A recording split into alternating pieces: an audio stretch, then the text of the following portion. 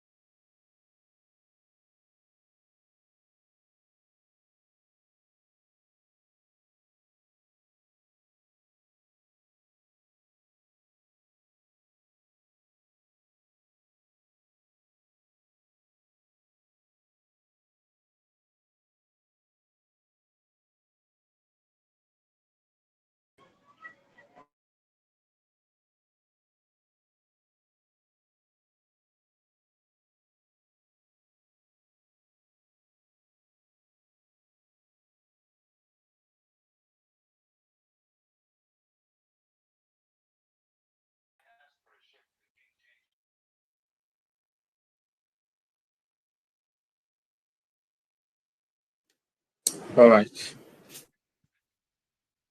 Okay. Good evening, everyone. You're welcome to tonight's class. Good evening, It's sir. nice to have everyone online. Good evening, sir. All Sir, right. All right. That's good. Good evening. Good evening. Good evening. You're welcome. And it's another Saturday, another night to discuss financial management.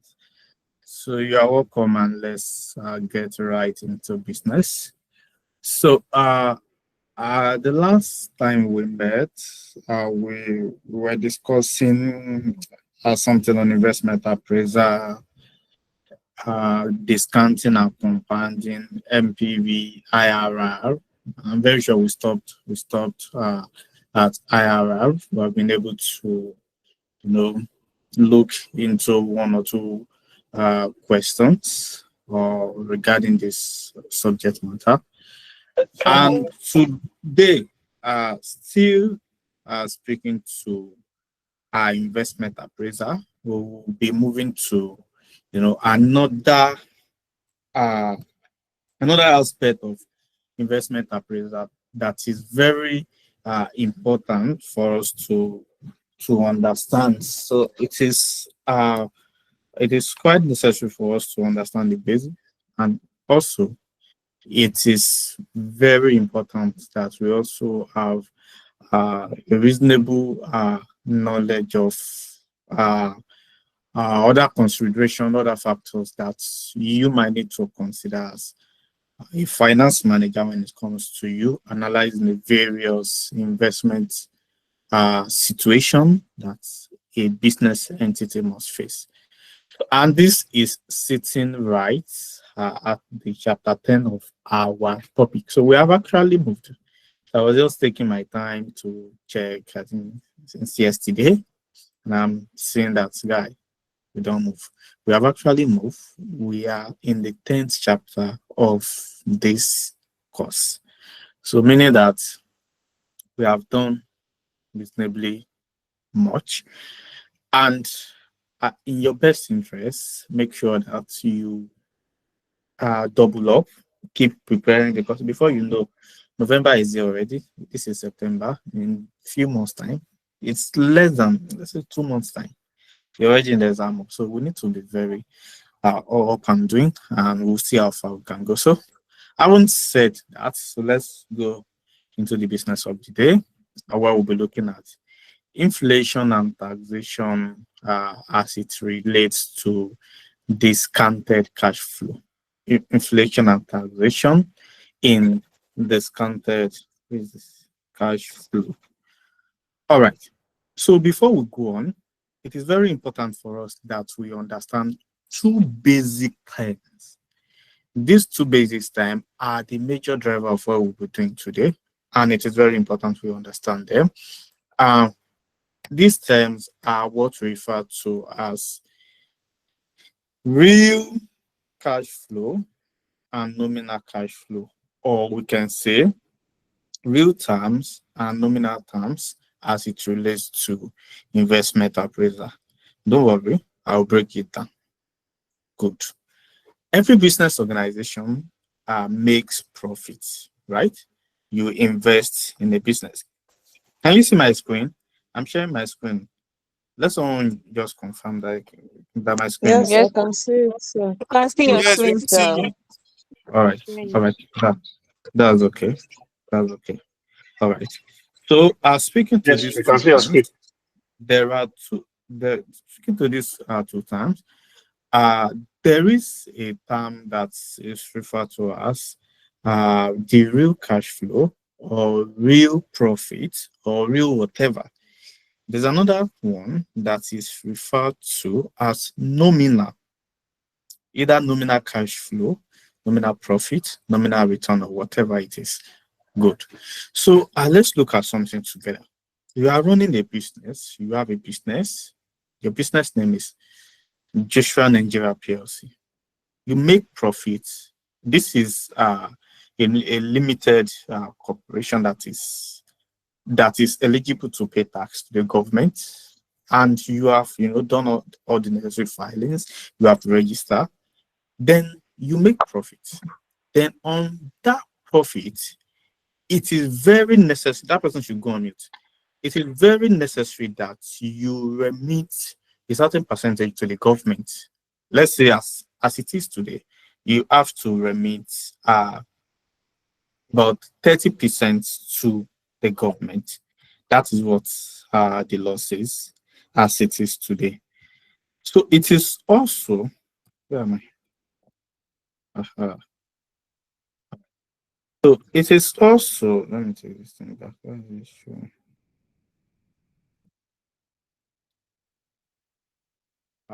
Abraham, I don't want this. Okay, let's leave this one. Let's continue. All right. So it is also very important that what am I saying? Okay, you need to remit the profits to the government. That is one thing we are saying. Then you will agree with me that that profit is a certain percentage of, oh God, you need to remit your tax to the government, right? And that tax is a certain percentage of your what? Of the profits you make. So what makes up that your total profit in the first place is the margin that will be left to you plus what you give to the government, which is tax. Have that at the back of your mind. Then secondly, right? Wherever you invest,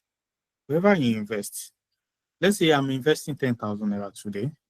I'm expecting that in the next 5 years, this 10,000 is supposed to yield a return of another 10,000 for me. So at the end of the day, what I should have at the end of my period should be about 20,000 naira. But there is something that will happen, right? In the next 5 years, in the next 10 years, the value of 10,000 naira that I'm holding today will not be the same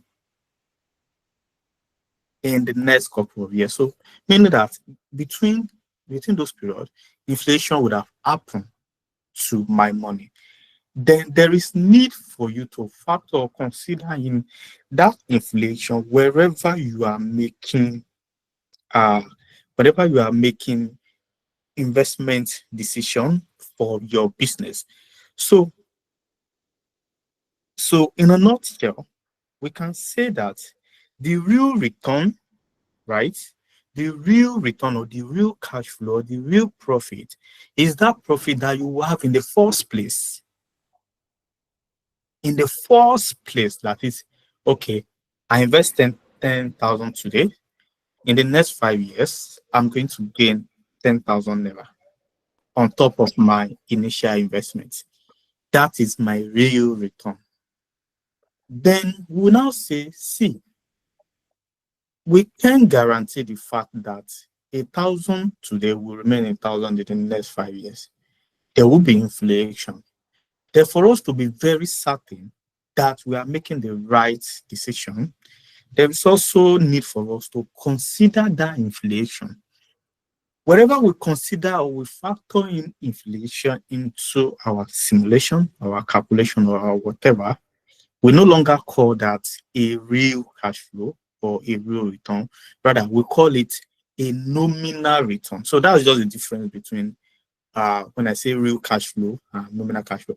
The real cash flow is that original cash flow that I have. I'm saying, okay, over the years, I'll be getting 13,000 naira.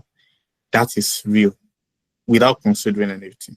But if I now say I need to consider inflation, if you are factoring inflation into the conversation, then definitely what you are having at that moment is no longer a real cash flow, but rather is what we call a nominal cash flow. So that is just a simple explanation of the difference between what a real cash flow is and what a nominal cash flow is.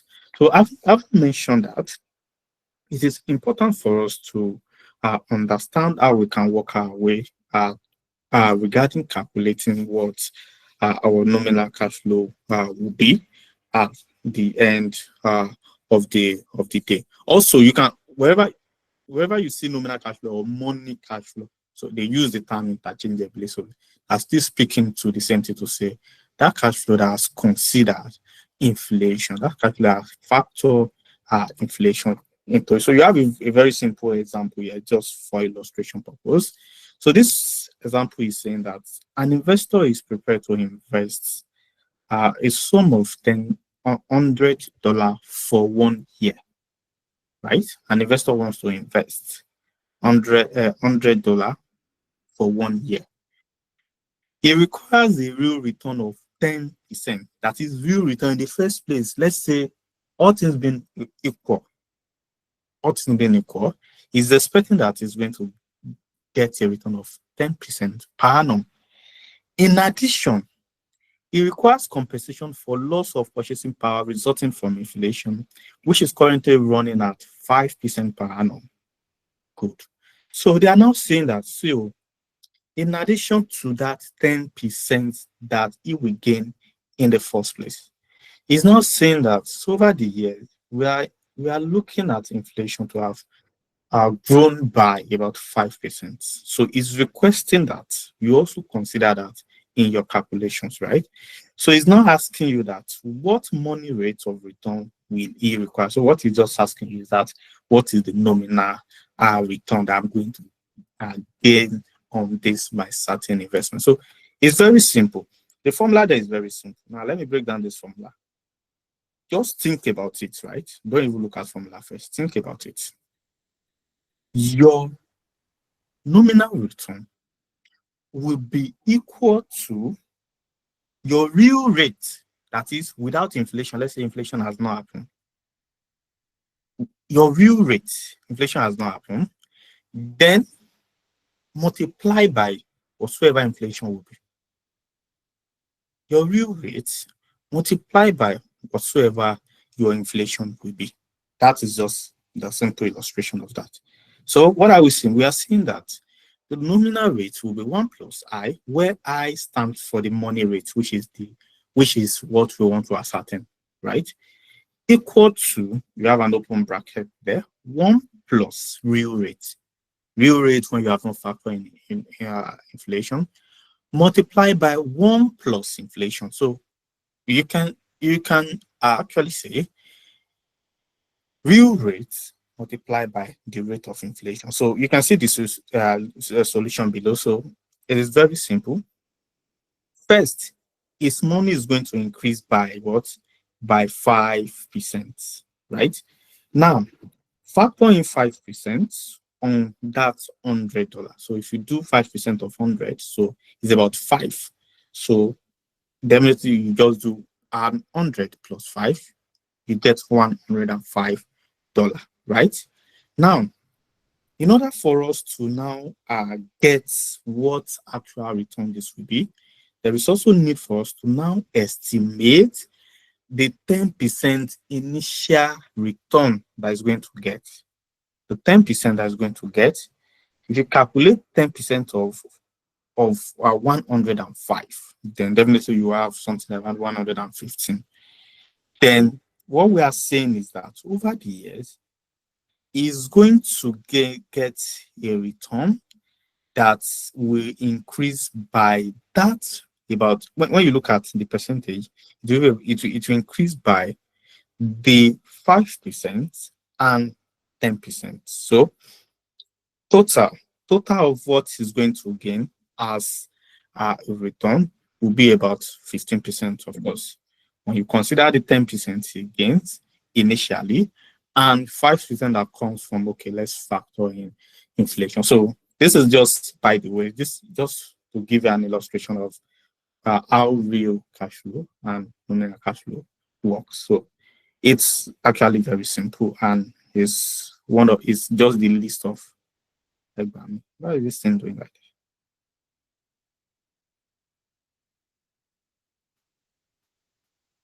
Good. So, and it's the list of what we'll be looking at tonight. Of course, it's very simple. You can take your time to look at it. Good. So, having mentioned that, it is also very important for us to look at what inflation itself does to our cash flow. Now, what do I mean by that? I have a project. This project will return 10,000 over the year. And over the years, I'm just assuming equal return every year, and I'm going to get that for 5 years. Year 1, I get 10,000. Year 2, I get 10. 3, I get 10. 4, 5, I get 10. Good. Now, it is logical to think that over the years, inflations will never be the same. Year 1, you can record about 5%. Year 2, you can record about 6%. Year 3, you can record something more.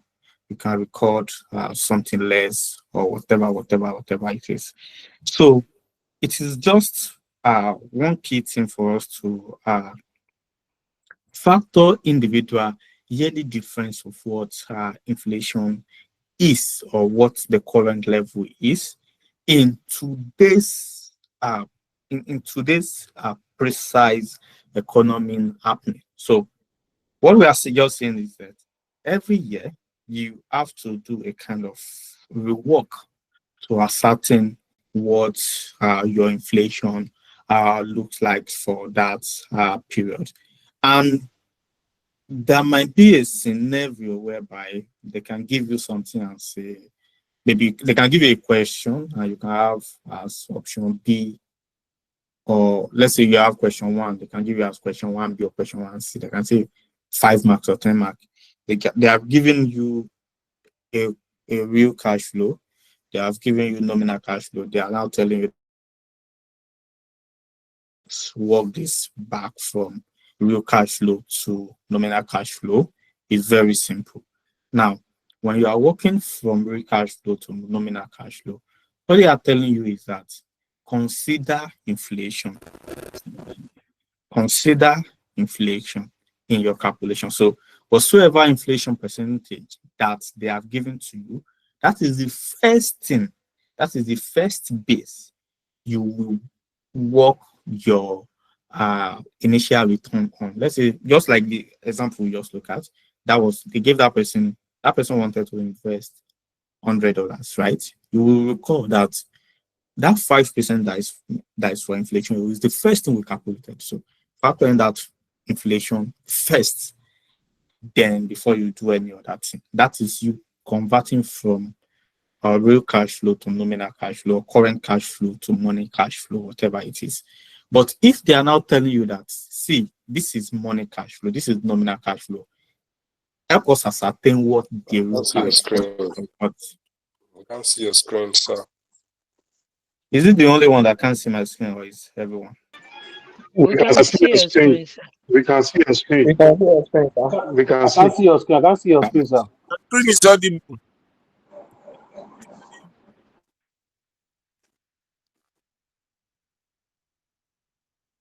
Let me We stop can't see your sharing now. screen. No. I'll stop sharing now and reshare. It's from their end. Let them check their internet.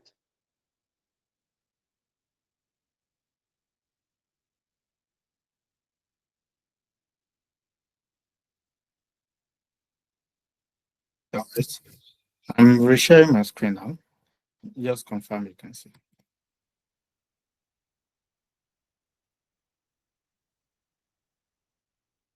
Can anyone see my screen? You can see it, sir. Yeah. We can All right. see. It's still coming up. Okay, It's still so coming up. It hasn't shown. It's coming up. check your network, please. Check. There's not. My network is actually okay. So check your network. All right. So if you have to convert from money cash flow to real cash flow, what are you doing? It's just logical converse of what we have done earlier. So what they are telling you is that we already considered inflation in this. Then go ahead, take out that agent of inflation. Very simple. Calculator, just want your calculator. That 5% that they are factoring there, take out the 5% from it. Then from there, go ahead with whatever you want to do. So these are just simple notes that I have tried to summarize for you so that you'll be able to grab them directly from here. Good. Now we are moving into the important part of the class. Good. All right. So it is important for us to consider that effect of taxation and depreciation. Taxation and depreciation. Now, I will explain something to you. In your taxation class, I'm very sure your tutor would have explained something to you that he will call capital allowance, right? He will tell you that capital allowance are just, that allowance that the tax authority will allow someone to claim, in place of depreciation. So what am I saying? So I'm saying that in taxation, depreciation is not an allowable expense. We have allowable expenses and non-allowable expenses in taxation, right? Good. So before an expense is allowable, it must, meet some certain criteria. It must be wholly incur, reasonably incur, necessarily incur, exclusively incur for the business. You know all those things in taxation, right? So I'm just bringing it back here. Now, when you are investing, it is very certain that sometimes you might even need to invest in some tools, in some machinery, or something that depreciates over time, right? But for the sake of taxation, the tax authority will tell you that no, I don't want to see depreciation being recorded as an allowable expenses. The reason being that it's going to reduce your tax within that value, and you can, you have some savings there. Good. So, but in place of taxation, in place of depreciation, the tax authority were so generous, they decided to introduce what we call capital allowance. So it's just, it works the way taxation work, depreciation works, just like we don't call it depreciation. Good. So it is very important for us to consider how this will affect our cash flow for each year. What benefit can the business, gain from here, like that. So few things you just have to note when you are doing your calculation or about to do your calculation. Few points. One point there is that every cash flow that you have will be taxed. That cash flow that you have will definitely tax it because it's a return for you. So the government will tax it and say, okay, tax it at this rate, 30% company income tax. So it is one thing, note that. And also, any kind of outflow. Now you need to know the difference between inflow and outflow now. So any kind of outflow, something that is going out, that's going out from you, you have to deduct. Of course, if you go back to your taxation, you will see initial, and you will see all the income that comes into the business. That one will come up first. Then everything that goes out that is deductible, that will go out. And anyone that is qualified for relief, that one will come in there. So that is basically that what we are saying here. And if there is capital allowance applicable, initial allowance, actual allowance, balancing charge, loss relief, all those things comes into play. So that is what we are just trying to explain to you there, that do a kind of transfer of knowledge to say from taxation, all these things too, you consider them here as well. So having said that, let me show you one example. But before I show you that example, I will explain something to you. Now, tax allowable depreciation. When I say tax allowable depreciation, they are the capital allowance I just explained. So for tax purpose, the business may not deduct, the cost of an asset from its profit as depreciation. You are not allowed to do that for taxation purpose, but instead, you are to deduct it in forms of that tax allowable depreciation, which otherwise we refer to as capital allowance, right? So two things you have to note. There is always something we call tax written down value. Tax written down value. What is tax written down value? You have a project, right? You have a project. You have a machinery that is qualified for capital allowance or tax allowable depreciation. Your tax written down value for that asset or for that investment, for that project, will be the value you have after you have taken out those allowable depreciation. So what we are saying is that you want to spend 100 million to purchase the machinery.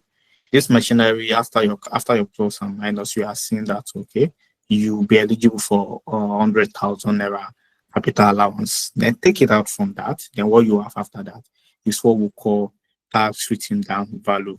Why it is very simple, why it is very easy, there are two major approaches to this. There are two major approaches to this. There is an approach that says, look at this thing, look at capital allowance, and charge it on straight line basis, just like we have it in taxation. We have different method of calculating, just as we have it for depreciation rather. We have different methods of calculating depreciation. You have the straight line method, you have the reducing balance method, and those things. Same thing is what we want to do here. So there is a method that we call the straight line method. Straight line method. Now, what is the straight line method? When we are calculating depreciation, the straight line method is very simple. The straight line method, we just say, give me the cost of the assets, give me the scrap value, that is at the end of the useful life of the asset. What would the value be? Give me that. Then give me the useful life. Once you give me those three, what I will just do is to pick the costs of the asset, take out the scrap value from that. Whatsoever I have left, then I divide by the number of useful life. That is straight line method. It's not changing. Same thing we are applying here. We are saying that on that straight line basis, what we want to do is to just systematically allocate the cost of the asset over the useful life of the asset. And we'll do it in a very simple way. Straightforward. What do? We pick the cost, we less the scrap value or the residual value. We divide by the number of years that is given to us. So let's look at a simple example before we go into a more complex calculation there. All right. So there's an example there Please, if you have any question, make sure you just unmute yourself and ask as we continue with the class. Good. Okay. Okay, I have questions, sir. All right. Go ahead. I don't understand the way you did the conversion of real time, real time and nominal return. I don't understand anything there. I mean, the way you did it, the 0.1% that is added on top. I mean, I don't understand. All right. Let me take that one more time. Right. So I explained to you the other time that the only difference between what we call the real cash flow or the real return and the nominal return is that the real cash flow will not consider uh, inflation that will happen over the year. While the nominal cash flow will say, see, for inflation that will happen. So what I'm saying is, I want to give you, let's say I want to give you 5 naira, right? I am supposed to give you that 5 naira today. I'm not promising you that I don't have that 5 naira to give to you now, but I will give that 5,000 naira to you in the next 10 years. A logical human being will feel like, no, just give me the 5 naira today. Or if you know that you want to give it to me in the next 10 years, I won't take 5 naira from you again. I will take 7 naira or 8 naira. Good, if you understand that. What you have done there is to say, within you have done some little calculation to say, see, the 5 naira today will not be the same 5 naira in the future. And inflation would have happened. This thing would have lost the value. So that I don't stay at the losing edge, add something on top for me. That thing you want to add on top is that thing that will help me cushion the effect of the inflation that will happen. Simple. The initial 5 naira is the real value, while that 7 naira is the nominal value because it has considered that inflation that would happen over the year. Now back to the example that we have here. So I explained to you that that person should go on mute. I explained to you that for you to get your that person should go on mute, please. I explained to you that the nominal cash flow will be your real cash flow and multiplied by inflation. Your real cash flow multiplied by inflation. Now, what am I saying? I'm saying that your real cash flow is that 5 naira. Then your nominal cash flow, your real cash flow is the 5 naira. Then what is the inflation factor? The inflation factor, let's say it's about 40% or 20, let's say it's 20%, right? Now, before you base further estimates on whatsoever base it is, you have to ascertain what that 20% is, then add it to what you have first. Then it is on that you begin to do your further calculation now. Same thing as what you have in the example. The example says this investor wants to invest $100 for 1 year, right? He's telling you that he wants a return of 10% a year. That is his initial return without inflation in the first place. Give me 10% on this money. That is what I want. But after, thinking through it, he returned to say, I'm sensing that inflation will happen. For that, I want you to help me consider that 5% inflation that will happen. If you consider this 5% inflation that will happen, let me see what my nominal return will be. Very simple. How do you go about it? First, pick the $100 that is the initial investment. Pick it. You have picked it, right? Do 5% of $100. The 5% is that inflation rate, that inflation that will happen. That is the 5%. If you do 5% of 100, you're definitely going to have 5 $5. Add $5 to 100, you have $105. You have established that. You have written that somewhere. Good. Now, for you to now have your to what your nominal real return will be, it is very simple. Go back to the question. What is the percentage of the real return in the first your initial return? 10%. Calculate that 10% on the 105. If you do 10% of 105, that will take you to about 115 point something or so. So what we are now telling you is that overall, right, you have moved your money from 100 to 150 to 115. So it has given you a return of about 15.5%. So it is just as simple as that to say, first, consider the inflation. The second, consider what initial return it would have given to you. Does that answer your question? Very well, sir. Thank you very much. Now clear.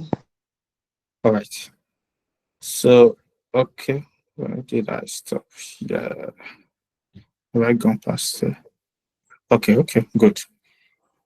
All right. So I was trying to explain something regarding taxation, tax written down value. So I've explained tax written down value. So I was explaining. What was I explaining? Okay, I was explaining. Straight line I can't method. remember what I'm. Okay, I was explaining straight line method. Good. So your straight line method is the same straight line method you have depreciation. Take the cost, take out scrap value, divide by number of years. That is straight line method. It is as simple as that. There is a simple example here. It says straight line method. It says an asset costs 120,000 naira and has an expected economic life for 5 years with no residual value. So they are telling us that there will be no scrap value at the end of the year. That is what this question is saying.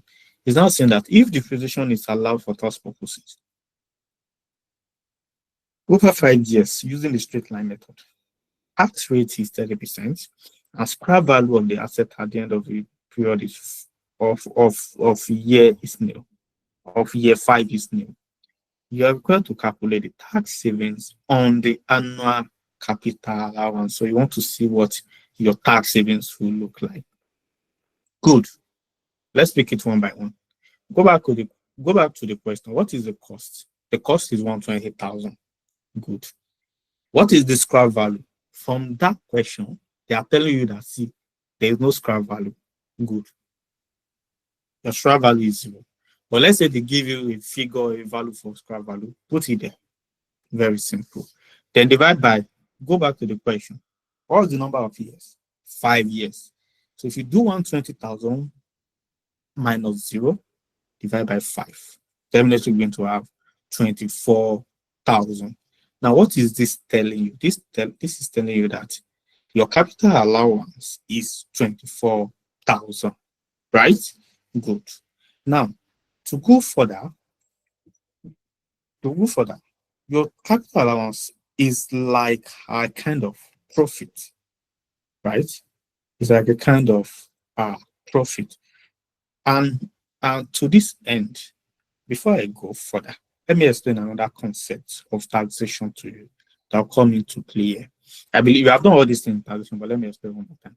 There's something we call balancing allowance and balancing charge. Balancing allowance or balancing charge. Now, what is balancing allowance? What is balancing charge? I explained tax written down value the other time. You have the tax written down value, right?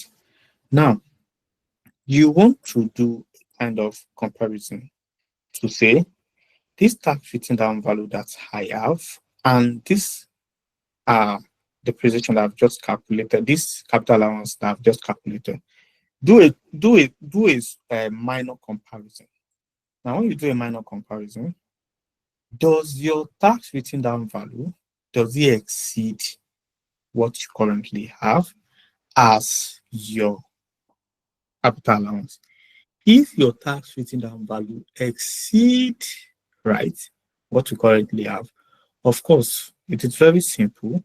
Use this allowance to, sorry.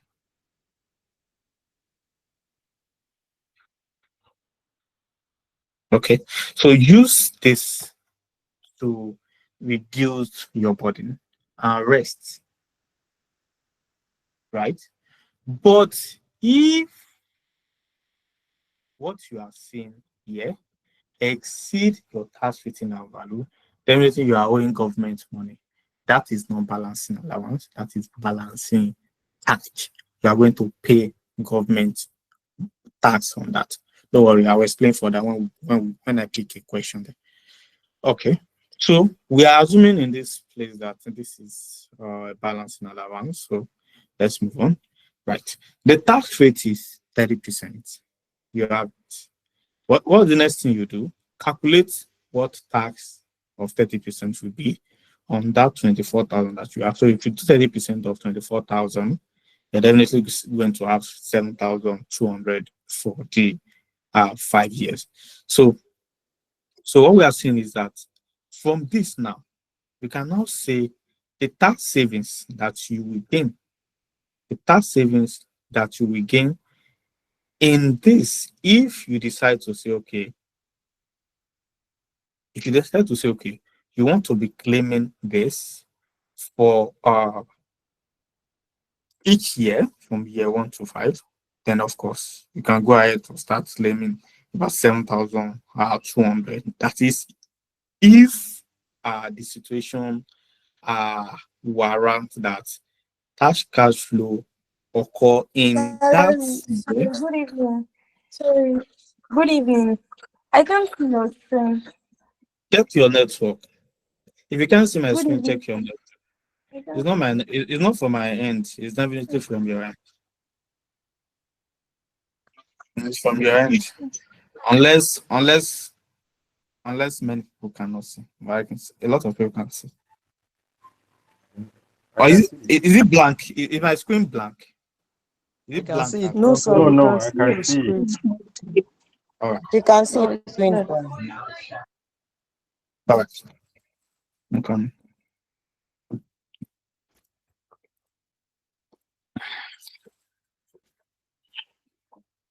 Okay.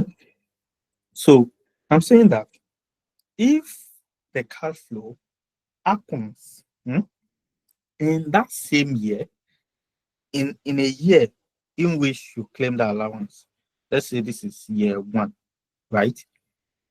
And you are eligible to claim that allowance in this year 1, of course, you begin to claim that's cash flow of 7,200 in each of the year 1 to 5 to claim it. But if it happens, let's say a year after the cash you are eligible for that allowance, then you are restricted to that period. So that one is just by the way, that is for straight line method to just say to ascertain your straight line method, it's just the cost less value divided by number of years. Very simple. Very simple. Most of the questions I'm seeing, I'm not seeing straight line method because it's quite simple. It's not something you waste much time on. Now, reducing balance method. Now, I would like you to pay attention here. I'd like you to pay attention here.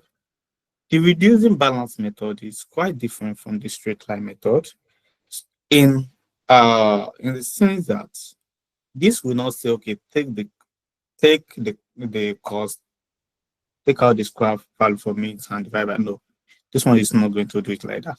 So this guy is telling you that I want to be detailed enough to say I'll need to establish the current stage, this current situation of this particular asset after each year. What I will record in my book at the beginning of the year, it will be different from what I will record in my book at the end of year 1 will be different from what I will have at the end of year 2, at the end of year 3, year 4, like that, like that. So the reducing balance method will consider some factors that ordinarily the straight line method would have ignored. So the reducing balance looks more detailed when it comes to going deep into this. So what we're saying is the tax allowable depreciation expenses in each year is a constant percentage of the tax return value of the asset at the beginning of the year. So what we are, so the simple logic there is that the tax return value that you will have is as simple as the cost that you currently have, less, right? Less. Okay. So the tax return value is to have a tax return value, just say the cost that you have for that asset less any allowance that you are eligible to claim. At the end of the period, you have all the clause, you have the costs. They have given that to you. Then they are now saying that from the question, they will now tell you that, oh, this person is eligible to claim 20%. This person is eligible to claim 10%. It's very simple. Take that 20%, work it on the current cost that is given to you, take it out. You have established it somewhere. That is for year 1. For year 2, work the same percentage on the current cost. But this time, you are not calling it a cost. You are calling it the tax return value because you have taken out an allowance from it in the first year. So let's look at it with this example here. Good. Now, I have an example here that says, an asset costs about 120,000. Tax allowable depreciation is 25% on reducing balance basis. Tax on profit is payable at the rate of 30%. Then how do you establish what the cash flow is? Very simple. What is the cost? 120,000, right? You have established that the cost is 120,000. Then after, they are not telling you that tax allowable depreciation, which is also what you call your capital allowance, is 25%. What do you do? It's very simple. Calculate 25% of 120,000. That one is 30,000. If you take 30,000 naira out of 120,000, your tax return down value as at the end of first year will give you 90,000. Now it doesn't end there. It doesn't end there. The main important thing that you have to do for your business, I don't know, but as a finance business partner, as an analyst, one of the things you look out for is areas you can save money for the business. Of course, you are doing this analysis. You are not just doing it for doing sake. You want to call out areas in which you have been able to save costs for the business. Now, what we are saying is that out of that allowance that you have claimed, out of that 30,000 you claim in year 1, if you have not claimed that, you would have paid 30% of it to the government as tax. But in this situation, you are able to save that 30,000. You are able to save. You are able to save that 30%, which is the 9,000. So if you do 30% of the allowance that you have claimed, then definitely that will give you 9,000. So that is the savings that you have made, and you call that out. So same for year 2, year 3, year 4. As at the end of year 1, tax return down value is 90,000. Then if you do 25% of 90,000, you're going to have that 22,500. Then out of this 22,500, you're able to save 30% from tax.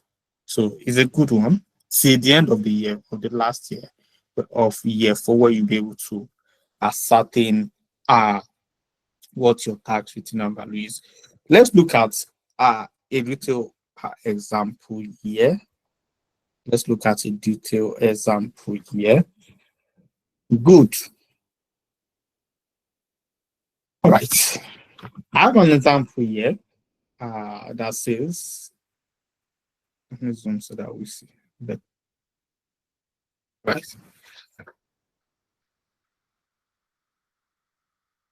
A project costing 720,000 naira is expected to result in net cash inflow of 80,000. So one thing you have to be doing is, the one thing I used to do is, for questions like this, when I go to the exam, I go with a pencil too. So I read them line by line, and as you read, you use that pencil to highlight or mark so that you make sure you are following, because many times you just have to read and follow the question, and that is what will point you to the direction of what you start with. Good. So I'm saying that this project will cost 720,000 naira. Good. What do I call that? I know that that is my initial outlay. That is the cost. That is what I want to invest. That is what I want to invest. Let's read further. They are saying that a project costing 720,000 is expected to return or to result in a net cash inflow of 480,000 in year one, 600,000 in year two, 480,000 in year one, 600,000 in year two. So I've been able to establish those ones as my cash flow. They can give you for many years too. The important thing is you understand the basics. The initial cash flow in year one is 720,000. The initial outlay, rather, which is the cost. Cash flow for year one is 480,000. For year two is 600,000. Good. Let's read further. Taxation at 30% occurs 1 year in arrears of the profit or loss to which they relate. Good. Now this makes me remember another concept in taxation. There is a concept of preceding year basis and actual year basis. So those are two concepts in taxation. Now let me explain them to you, because that is what we want to apply here. When I say I want to assess a business based on preceding year basis, it's very simple. Preceding year basis is saying that the tax on profit made last year will be remitted to the appropriate authority this year. You have a business, Joshua Nigeria Limited. Joshua Nigeria Limited runs a financial year of 12 months calendar running from January to December. January to December last year, we made 50 million naira. The profit that we're supposed to remit to government on that 50,000 naira, which is applicable to last year, going by the preceding year basis method, we will have to do that remittance this year. So what we're saying is that the tax that we pay to government this year will be the tax in respect of profit that we made last year.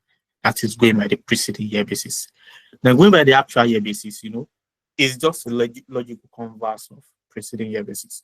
Actual year basis is saying that the tax that you give to government this year must be on the profit you made this year. Very simple. Let's come back to our question. Now, our question is saying taxation will happen at 30%. 1 year in arrears of the profit or loss to which they relate. So what they are telling you there is that they are applying the preceding year basis method, because when it happens in arrears, that means the year has gone. The profit made last year, you will pay tax on it this year. That is what they are saying. Let's go forward. The post-tax cost of capital is 8%. Now, they are telling you that post-tax, not pre-tax, post-tax. So when we say post-tax, it's very simple. We are telling you that this will happen after you have factored in tax. So post-tax cost of capital is 8%. Now, assume that the cost of the project is not an allowable cost for tax purpose, of course, which we know that in the first place, depreciation will not be factoring. Then it's now telling us that, see, assume for that the cost of the project is not an allowable cost for tax purpose. That is okay. What that is telling us is for us to ignore capital allowance, But if that is not clearly especially stated, then of course you have to bring in capital allowance. There's another question that requires us to bring in or factor in capital allowance. Now let's look at this question together. My initial outlay is 720,000. My cost, I have taken that. I have my year 0, year 1, year 2, year 3. My year 0 is the initial year in which I have not, is the initial year 0. So I have 720,000. Then my cash flow for year 1 is 480,000. I have that too. Then my cash flow for year 2 is 600,000. I have that too. Good. So I'll move forward. What's the next thing I do here? The next thing I want to do is to consider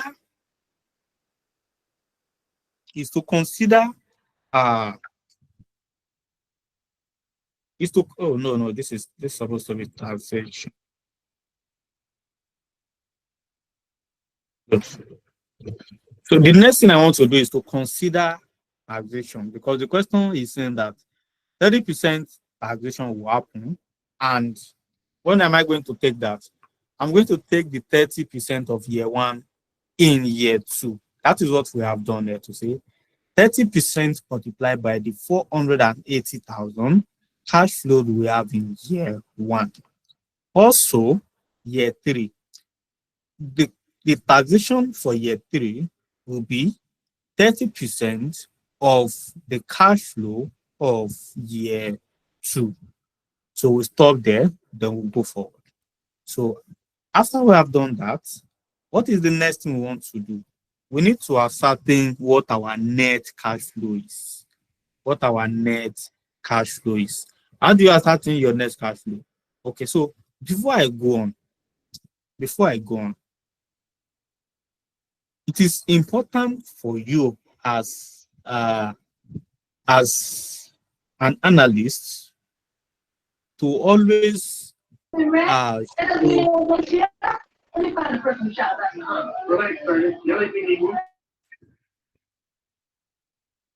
okay, so it is important for you as a finance manager. I can't see your screen.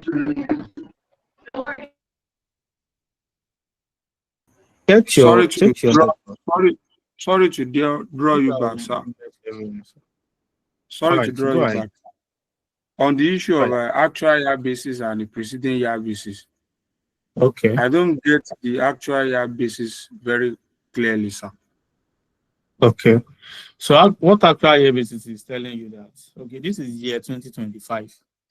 Whatsoever profit you make in this year 2025, I, as President Tinubu that is taking tax, I'm going to take tax on that profit in this same year. That is that. From the word actual, 2025 is your actual year, right? Whatsoever profit you make this year, you are going to pay me tax on that. But if I'm saying that I don't want to charge you on actual basis, I want to charge you on preceding year basis. What I'm saying is that whatsoever profits you make this year, the tax that you pay me, I will not take it this year, I will take it next year. The tax that I will take this year will be the tax on profit you made last year. So whatever profit you make last year, you give me the tax this year. So then for this year, you give me next year. That is it. All right. So thank you, sir. All right. So after we have established our what our taxation is, and what's the next thing for us to do? The next thing is we want to see our net cash flow. Okay, like to say what is our net position? What's the net position of our cash flow? Of course, let's pick this year by year. Year 0, you have your net cash flow, you have no cash flow, no taxation. Of course, your net cash flow is still what you have at your initial investment. Year one, right? What is your year one? Is there any initial flow? No. Is there cash flow? Yes, 480,000. Is there taxation? No. So what will come to your net cash flow will be the 480,000 that you have in year one.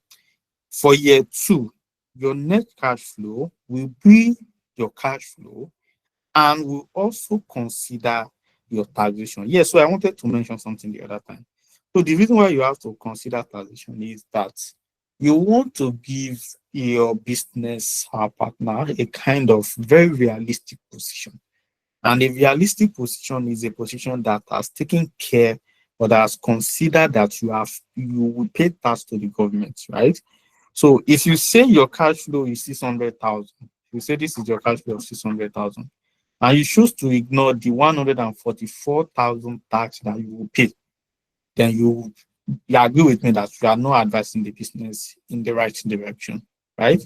So what you do here is take out the taxation that you will pay in year two, take it out of the 600,000 cash flow you have. So you have 456 as at the end of year two as your net cash flow. Then for year three, there is no cash flow for you, but you are paying tax.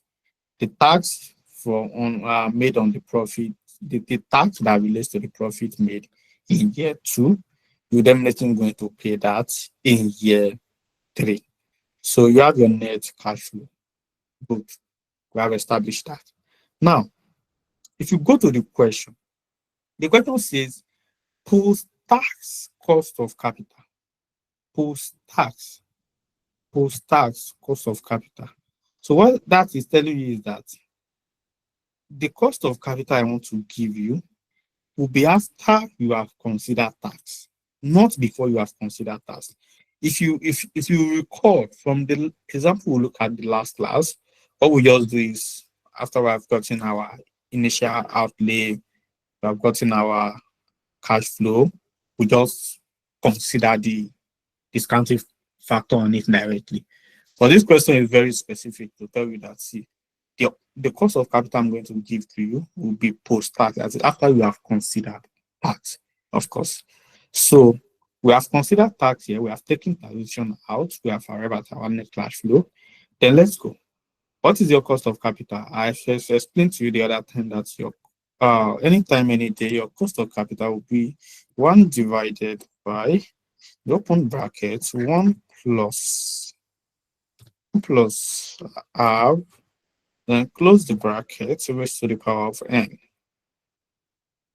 where your n stands for the number of year, while your r stands for the cost of capital that is given to you in the question. Good. So let's go on. That is exactly what I've done here. So what I'm saying is 1 divided by 1 plus 0.08, which is also 8%, raised to the power of 0. Let me just put this 0 here. Raised to the power of 0. And you agree with me that in indices, anything that raised to the power of 0 is 1. So meaning that everything that we have as denominator here is 1. If you press it in your calculator, if you do 1.08 raised to the power of 0, definitely it's going to give you 1. Then if you say 1 divided by 1, then you are going to have 1. So that is how we arrive at the 1 you have here. Good. Then for the second one, so it's very simple. To same logic, 1 divided by 1 plus 1 raised to the power of n, which is the number of year. What's the number of year? Now this is year 1. So do it that way. So you have 0.925. Same logic for year 2, same logic for year 3. Let me just change this formula so that it speaks. Let's year 3. All right, so that you'll be able to reference this easily. All right. So after you have established your DCF, What's the next thing you do? The next thing you do is very simple. Establish what your present value is. And how do you do that?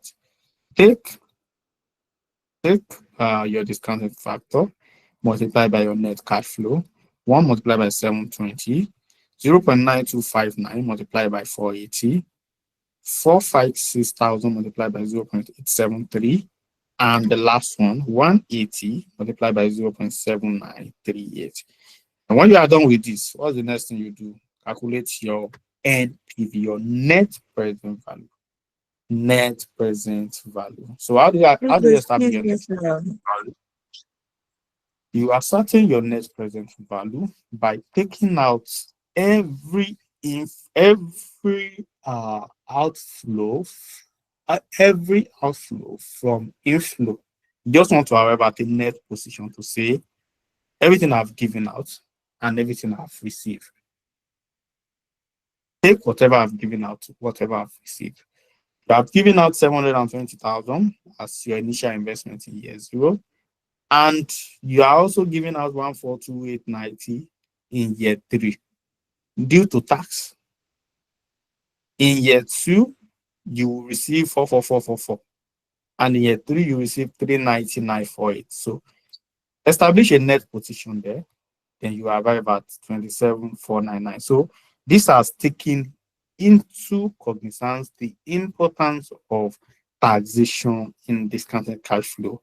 So one thing you have to do, like I used to tell people, financial management, cost accounting, they are very, as simple as they can actually stress you. Now, what do I mean by that? They are, people see them as if they are hard, right? They are not hard. Very simple. But as very hard that they look, if you know the logic, now, what's the logic? In fact, you know that sometimes just logical thoughts will help you solve a problem. Logical thoughts. You just have to read the question and understand. Just try to, you don't, best solve a lot of past questions, attempt, you can consult the book, but at the same time, the most important thing is that you understand the basics. Well, if you don't understand the basics, they can be asking same question, but in different patterns. Same simple question. They can come this time, write all sort of English, write all these things. Same question. They come back again. So there's a way they can reframe the question that if you don't understand the basics, you can be like, I have not seen this one before. No, you have seen it. So you will see that I'm reading the question line by line, and from there, I'm able to identify what I want to do. So that's why I'm pointing this out, that the question especially mentioned to us that the post-tax cost of capital is 8%. So that is why we have to bring in our discounted cash flow of 8% after we have considered tax. Let's say the question is very clear to tell us that the pre-tax cost of capital is 8%. Then what are we going to do? What we are definitely going to do is that before we bring in taxation here, we factor in our discounted cash flow on the initial cash flow that we have up here. We factor it here, then after we consider taxation. So it's about how the question comes and how you are able to interpret and how you are able to analyze. It's very simple. Just open your heart and do the hard work. Okay, so that is one very simple question, by the way. Is there any question here before we go? Good evening, sir. Good Sir, evening. I want to ask, is that an appropriate round-up decimal number that we should consider when we are rounding up our number? Because I realize that I round up to 4 decimal places now, but the answer is a bit different to yours. Thank you. Yeah, so okay, so to that, there is, unless it is boldly written in the question that use 2 decimal places, 3 decimal places, 4 decimal places for discounted cash flow. I think there is no standard practice, but most time we use 4 decimal places. We restrict it to 4 decimal places, right? And even if you use more than 4 decimal places, just use 4 decimal places. Even if you use 4 decimal places, If your answer will be if your answer will be different, then it will be slightly different. The difference will not be material. It will be something negligible. So you won't be penalized for that. I can assure you that. Unless the question states that use this also decimal points. If that is stated, then the rest assure you'll be penalized. But if that is not stated, of course, do 4 decimal place for discounting cash flow, and for actual values, you can do 2 decimal places and rest. All right, thank you, sir. All right. Is there any other Please, question? sir. Yeah, good evening, sir. Thank you so much for the lecture. I want to know how we got this 27499. I'm lost there. Okay. So your 20, okay, you have your calculator there, right? You have your calculator with you. Hello. Okay, yes, sir. I have it here. All right, Sam, hold your calculator with me. Let's do something together. Okay. All right. Now do 444.44. Press it. Okay. Yes. Have you pressed that? -444. Yes, sir. Do plus 390,946.50. Okay. 390,946.50. 46.50. Yes. Okay, so now do minus 720,000. 120. Yes. Now do minus 142,889.80. 889. 1428. 889.80 minus. Okay. What do you have? Yes. Okay. I'm having minus 27,498.856. So that is the 2749 is approximately Okay. 2749. So that's how we are about that. Okay. Thank you, sir. Right. There another question? Good evening, sir. Good evening. Good evening, sir. Please, sir, the video is not clear on YouTube. Mhm. I don't know, so I have to come back here. It's not clear, it's blur.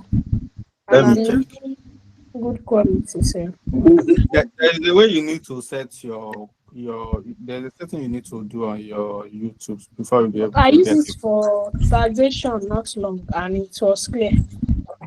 Hello, I sir. I used want it to for ask. tax, it was clear. Let me even go and check there. Let me go and check there myself. Okay, Hello, sir. sir. There is even question. I don't. Are you using your phone or you're on laptop? I'm using phone. I think that's another. Thing. Hello, sir. I want to ask a question. Go ahead. Why didn't we sum the MPV for year 0, year 1, and year 2? Can I come again? Why didn't we sum the MPV for year 0, year 1, year 2? Only year 3 that we summed. We sum all the years. We sum from year 0 to year 5. Look at the screen.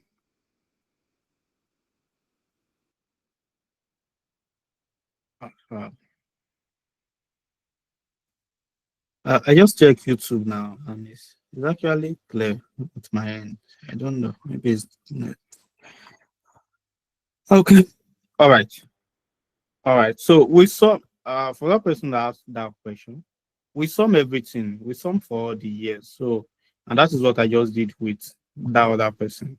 So if you see my formula, if you see my formula here. Uh-huh. Can you see? Can you see what my formula is saying? Hello. Who's the one? Is it? I'm talking to that person that is asking a question that we did not Yes, sum sir. from here. I can see it. I can see it, You, sir. you can see that I sum everything. My Yes, formula is this: sum G14 G14. So simply what that is saying that sum everything you have in cell D14 to cell G14. So everything is summed together. Of course, it's a NPV, is a net position. Maybe you want me to do it. If you want me to do it here, I can do it here. Same thing. You are seeing it here, right? So it is what it is. We sum it. I don't know why it's not. Let me check. I don't know why it's not clear on YouTube. But it's actually clear at my end. Let me check one more. Maybe give me a minute.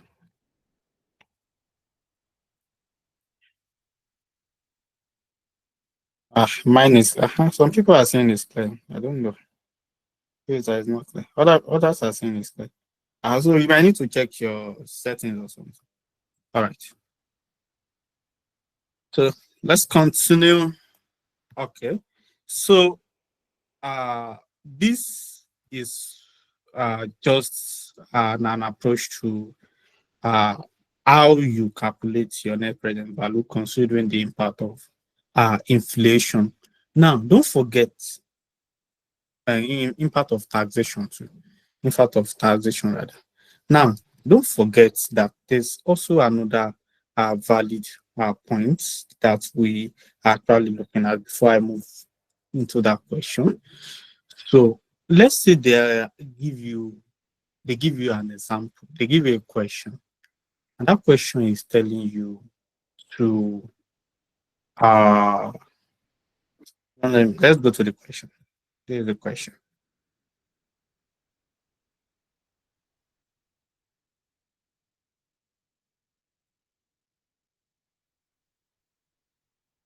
All right. So there's the question here that says a company is considering an investment in a non-current asset costing 400,000. Aha. So what I wanted to say is that what if you are given a question that is asking you to consider capital allowance or tax allowable depreciation? So how are you going to go about it? This is a question on that. So this question is saying that you should that a company is considering an investment in a non-current asset that is costing 400,000. The project will generate the following cash inflow. So you have from year 1, year 2, year 3, and year 4. 250,000, 200,000, 100,000, and 50,000. You have for the years, right? So the question goes further to say, capital allowance are claimed at 25%. Now, note that one somewhere. If I'm the one that is solving this, I will just use my pencil to mark that 25%. Okay, this is capital allowance. I note it. I have it at the back of my mind. And I go further to read the question to say, okay, by what method? Because the question has to be, before you pick any method, check that the question is not asking you to use a certain method. Now, let's say the question is asking you to use the reducing balance method, right? Now that the question has asked you to use reducing balance method, then you are doing the wrong thing. Good. So the question is saying, first, capital allowance is 25%. Agreed. Use reducing balance method. Noted. Right? The question goes further to say that the first tax benefit that will happen will be after, will be 1 year after the date of acquisition. That is year 1. That is what I'm saying is that if I buy an asset today, the first that savings that we have on tax will happen 1 year after. So what am I saying? What are they saying here? What they are saying is that 25% that you want to calculate, right? Calculate it. We don't have any problem with you. But before you will be able to get that tax benefit, it will be a year after Just like I explained to you the other time, a year after is saying that it's a preceding year basis something, my friend. He's saying it has happened last year, but I get to pay the tax this year. So I'm being charged on preceding year basis, right? Let's read the question further. Now, it is expected to have a scrap value of what? 100,000 naira as at the end of year 4. I love this question. It's comprehensive. So it is expected to have a scrap value of 100,000 at the end of year 4. Then the post-tax cost of capital, have that at the back of your mind too. Post-tax, not pre-tax, the post-tax cost of capital is 9%. Then tax on profit is 30% and paid every 1 year in arrears. You see, every 1 year in arrears, preceding year basis. Then you are the expert here. Give us our MPV for this project. Calculate the MPV for us. Give us our MPV. You can do it. You have been doing this. We trust you. Now let's see how we're going to do it. Before we go to the solution, this is how I would think around this question. I want to think around it myself first before I even attempt to solve it. I have the year 1, 2, 3, and 4. But something happened before year 1. There is year 0. Year 0, I invested 400,000. Year 1 will give me all this. Year 1 to 5 will give me the returns, 250, 200, something like that. That one is by the way. Then what is going to happen next? What is going to happen next is that I am going to pay what? I am going to pay tax. I pay tax of 30%. That one is by one side. But that tax of 30% that I'm going to pay, there is capital allowance. I need to establish capital allowance too. Then I will now use that capital allowance to say, okay, what savings will I gain? What savings will I gain if this capital allowance is not considered here? I'll do 30% of what I was supposed to pay that capital allowance. Then thereafter, I can also, okay, let me consider my discounting factor. Let me get my present value. Let me get my net present value. Let's see the solution together. It's very sweet. Now, please, I'll need you to pay attention to this. Okay, let me just put this a bit. Don't worry, I'll send this one to you. Don't go past it. Okay. So if we only Now, send it, but if we don't end up sending it that day. Now, let's continue. So you have the year 0, 1, 2, 3, 4, 5. Right? We have to go back to the question. What do you have in year 0? What we have in year 0 is the initial investment. The initial investment of 400,000. Good. Do we bring in the initial investment right away? Sure, we can do it. We can say the first thing that comes is the initial investment. We'll put it just like that. And, we put the cash flow by the side. But there is a reason why we cannot do it that way. There's a reason why we cannot do it that way. The reason is very simple. The reason being that they are telling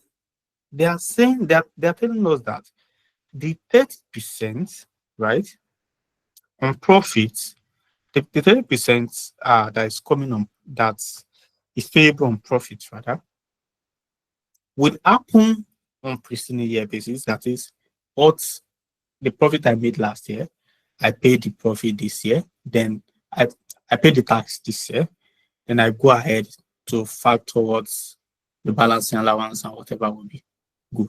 So I don't want to consider that tax as part of my cash flow, because whatever cash flow I'm reporting, whatever profit I'm reporting will be post-tax. post tax. So that is why the next thing I consider is tax. Okay, how do I do that? Do 30% of year one. That's what you pay in year two. Do 30% of year two. That's what you pay in year three. 30% of year three, you pay it in year four. 30% of year four, you pay it in year five. You have established that, right? You can even put this 100 up here, but I decided not to put it so that I don't confuse. And I think I already formalized this. Okay, so let me do something to my formula. Okay. All right. Good. Okay. So I have a slide. I've established my taxation. Then what's the next thing? Right? What's the next thing I want to do? The next thing I want to do is to see what savings am I going to make on each of these. What savings am I going to make on each of these?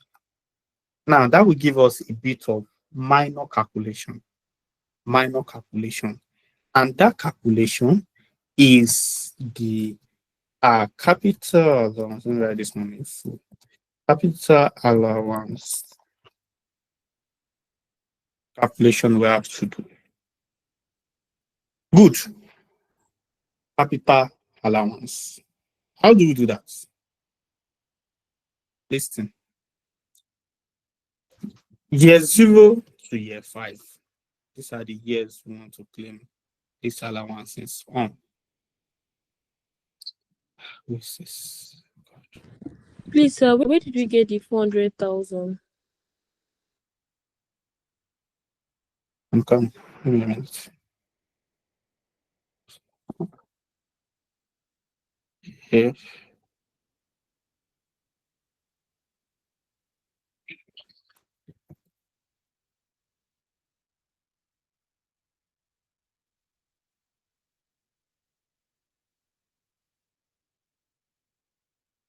I'll let you know when I'm done. I'm not doing it.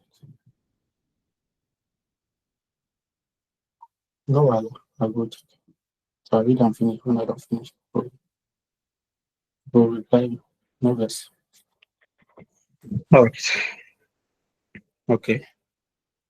So your 400,000 is from your question. That is what you have in the question. That is your initial outlay. 400,000 is from the question. All right. So let's calculate the capital allowance. Let's say they have given you this question now. You don't know how to calculate the capital allowance. So let's do it together. How do I do it? I have the year. I'm opening one small table. I have the year. I have the tax within that value. Then I have the depreciation. I have the tax savings. I have the depreciation. I also have what? The tax savings. I have calculated the depreciation. Right? This is the what am I saying? I've calculated the tax, right? My initial tax in the first place.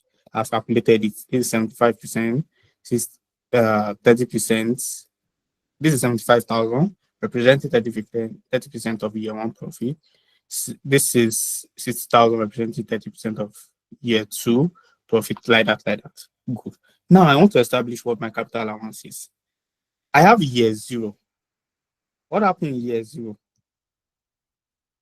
The only thing I receive in year 0, or the only thing that goes out of my pocket, is 400,000 that I invested in the project. That is the first thing, right? Now, let's go further. What is the condition regarding capital allowance? The question says that capital allowance are claimed at 25%. Capital allowance are claimed at what? 25%. In that same year 0, there is a rule that governs year 0. In fact, irrespective of, you know how depreciation works now, right? Your depreciation will say so far the asset is ready for use. So far that asset is in good state, so far it's ready for use, you start charging depreciation. Same thing, capital allowance. Year zero, that you already bought the machine, is ready for use, you charge capital allowance, right? Now, what's the rule? The question says start 25%, come down here, claim 25% in that year zero. That is what I claim here.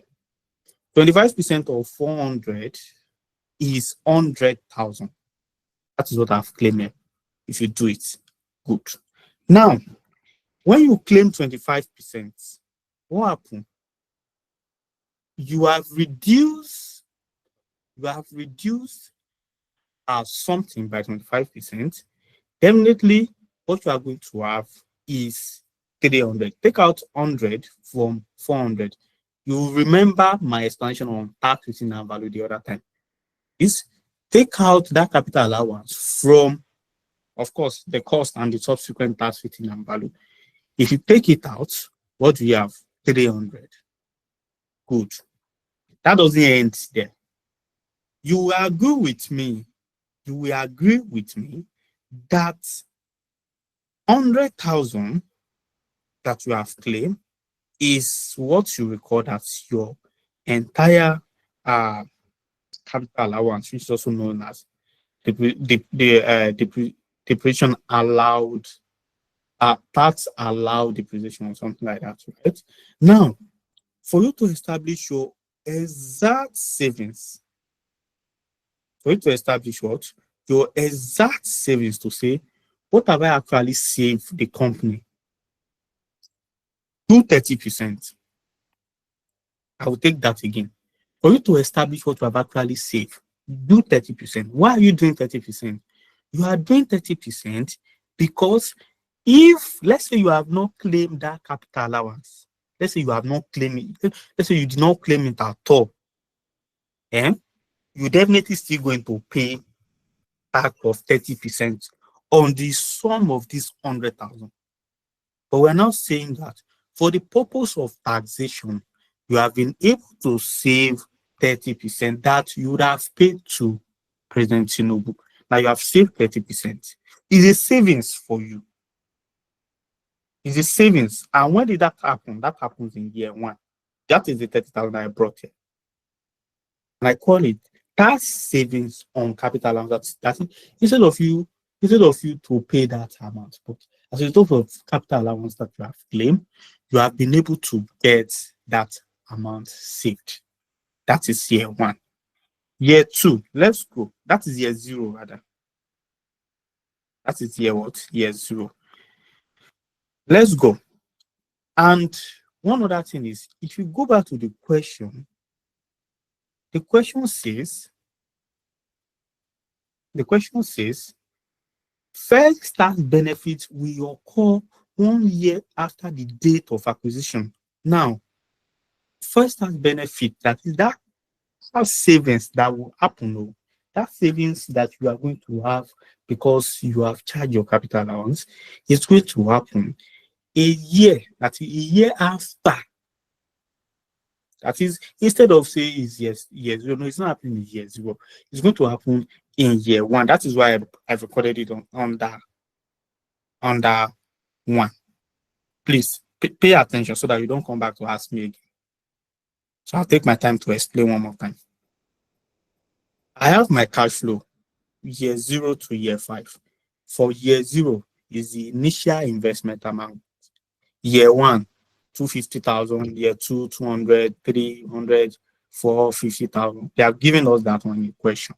Good, right? The question says,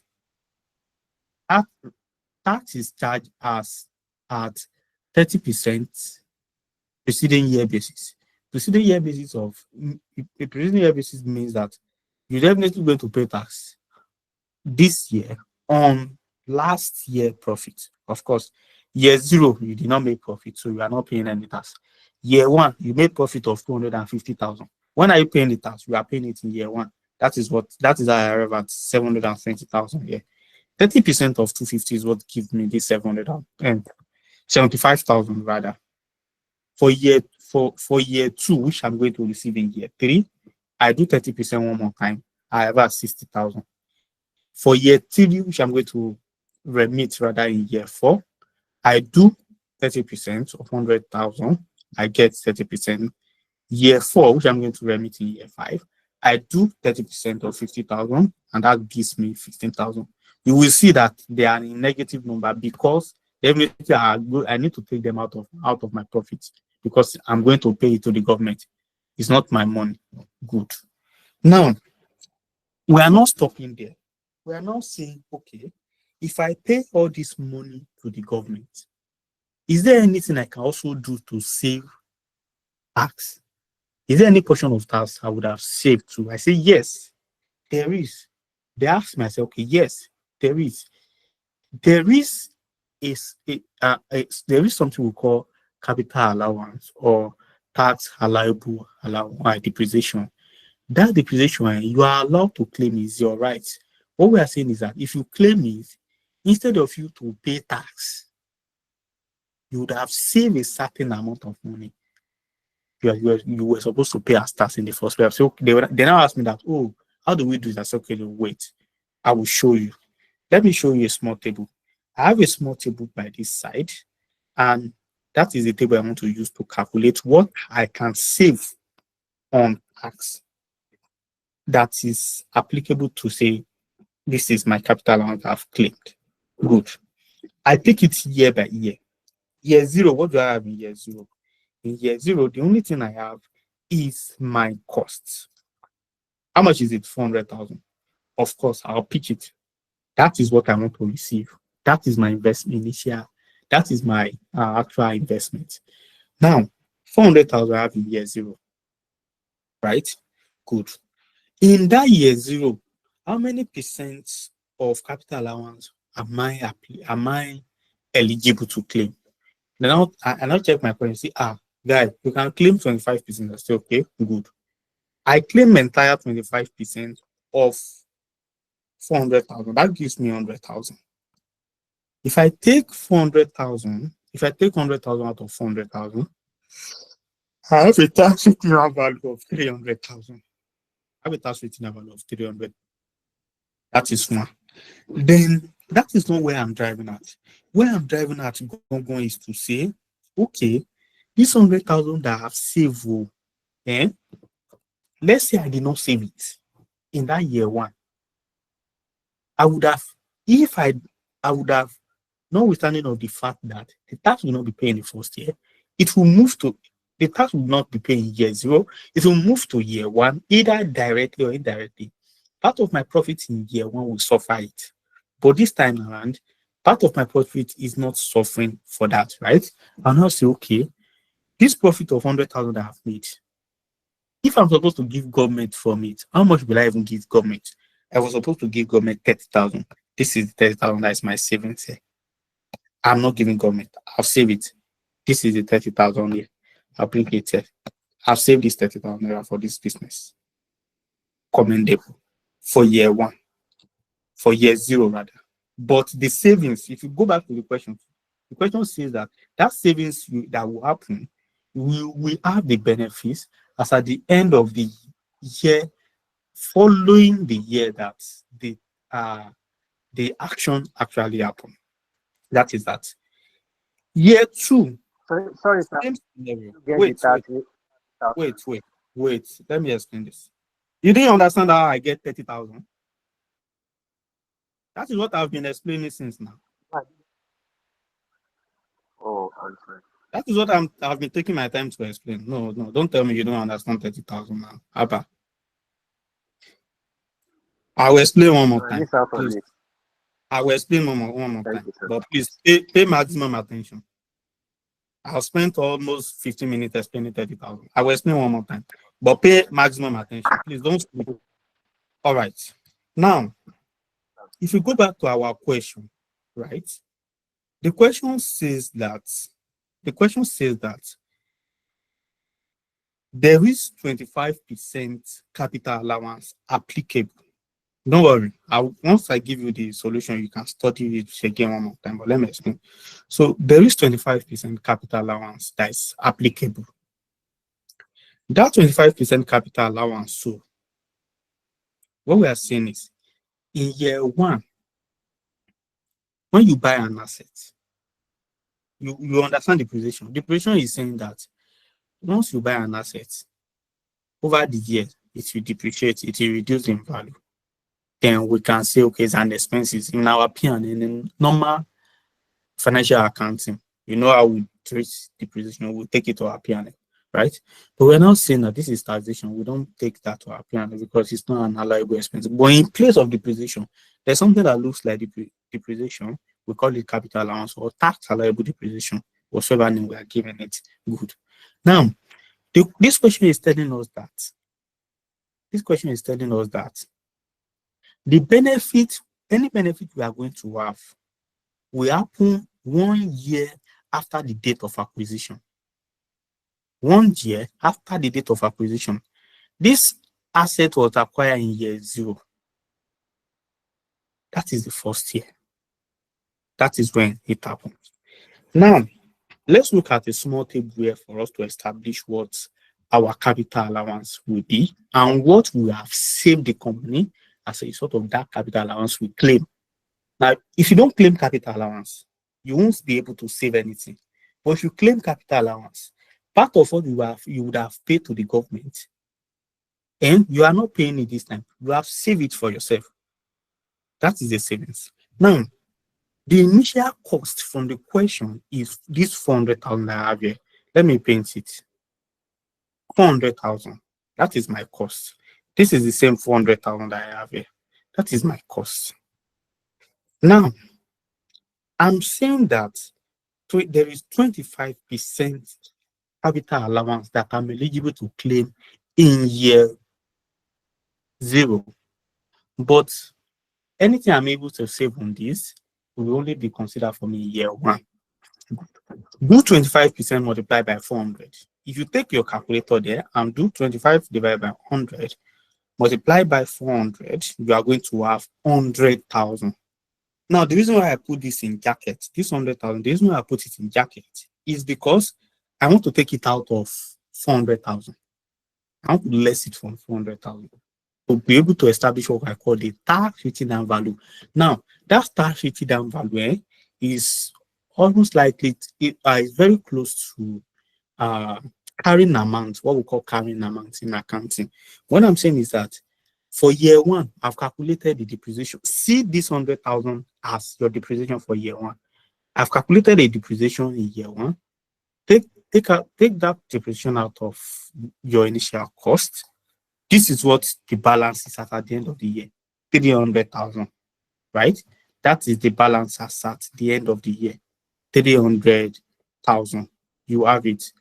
But one thing we are saying is that this 100,000 that you have claimed, if you have not claimed it at all, let's say you did not claim it, everything will go to government. You will pay government out of it, right? You pay government out of it. You pay government 30% out of it. The 30% that you are not paying government, that you are saving for yourself, do that 30%.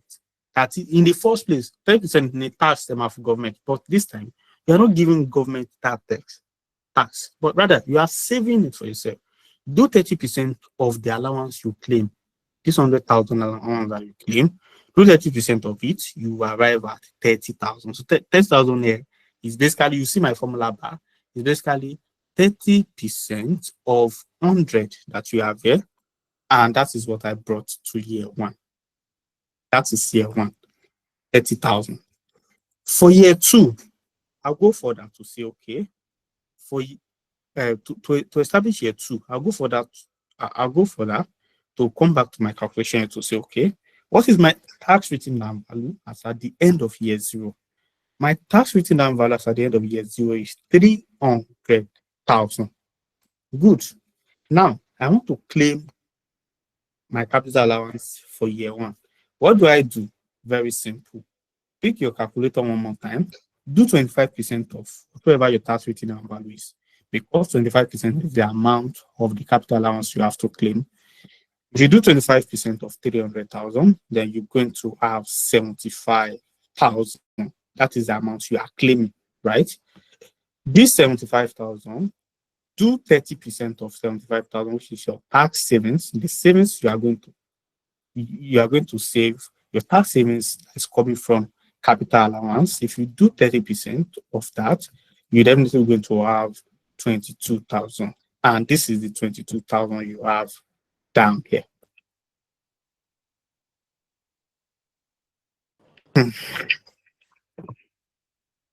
Is that clear to? Is that clear? Sir, please recap.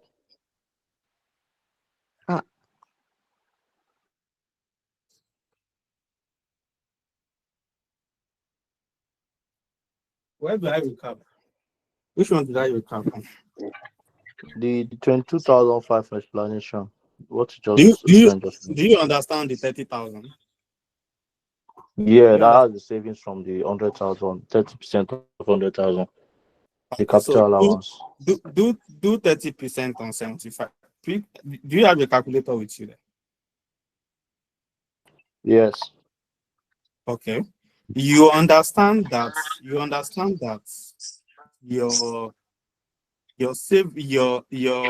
that you are going to claim in year one is 75,000.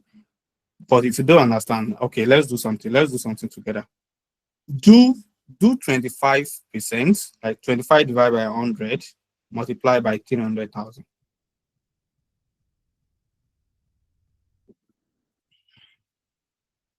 That's 75. That is how we arrive at this 75 we are seeing. Okay. Do you understand that? That is how we arrive Yes, at sir. this 275. Now, on that 75, just do multiply by 30%. Multiply by 30 divided by 100.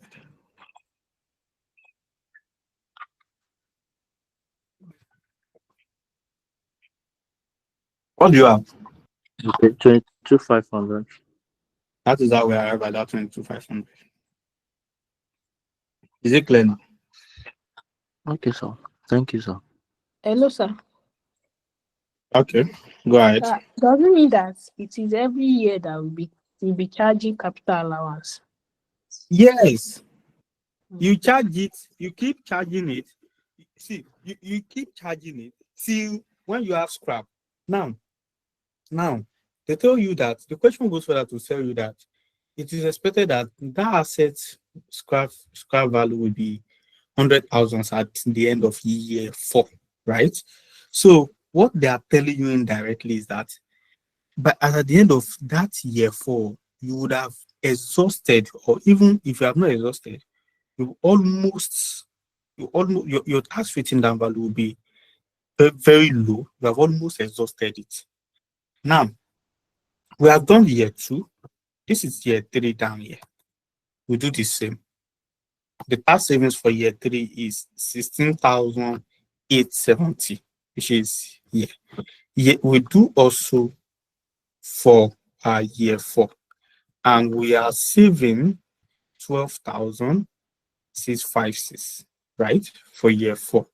But the question is saying that in year the question is saying that it is expected that the asset will have start with scrap value of 100,000 at the end of year 4. Now, for year 4, right, you are not definitely, they are not going to claim any capital allowance in year 4. Of course, they are telling you that that asset life will end in year 4. So, and what will be left is scrap. This is scrap from the question. Then what do you do to scrap of 100,000? Of course, it's very simple too. Take it out. Take it out from the tax written down value. So when you take it out from the tax written down value, what you have can either be balancing allowance or balancing charge. But this time it's balancing charge. I explain balancing allowance and balance charge to us later. But in this time it's balancing charge that you have.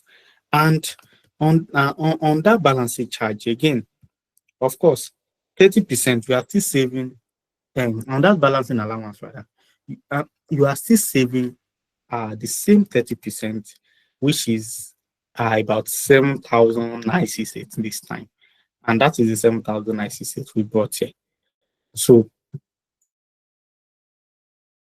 you have been able to consider the savings you are going to have on your taxation, which is the main purpose of this topic, to say, let's discuss what impact will taxation and inflation have on our cash flow calculation. So that is what we have seen there.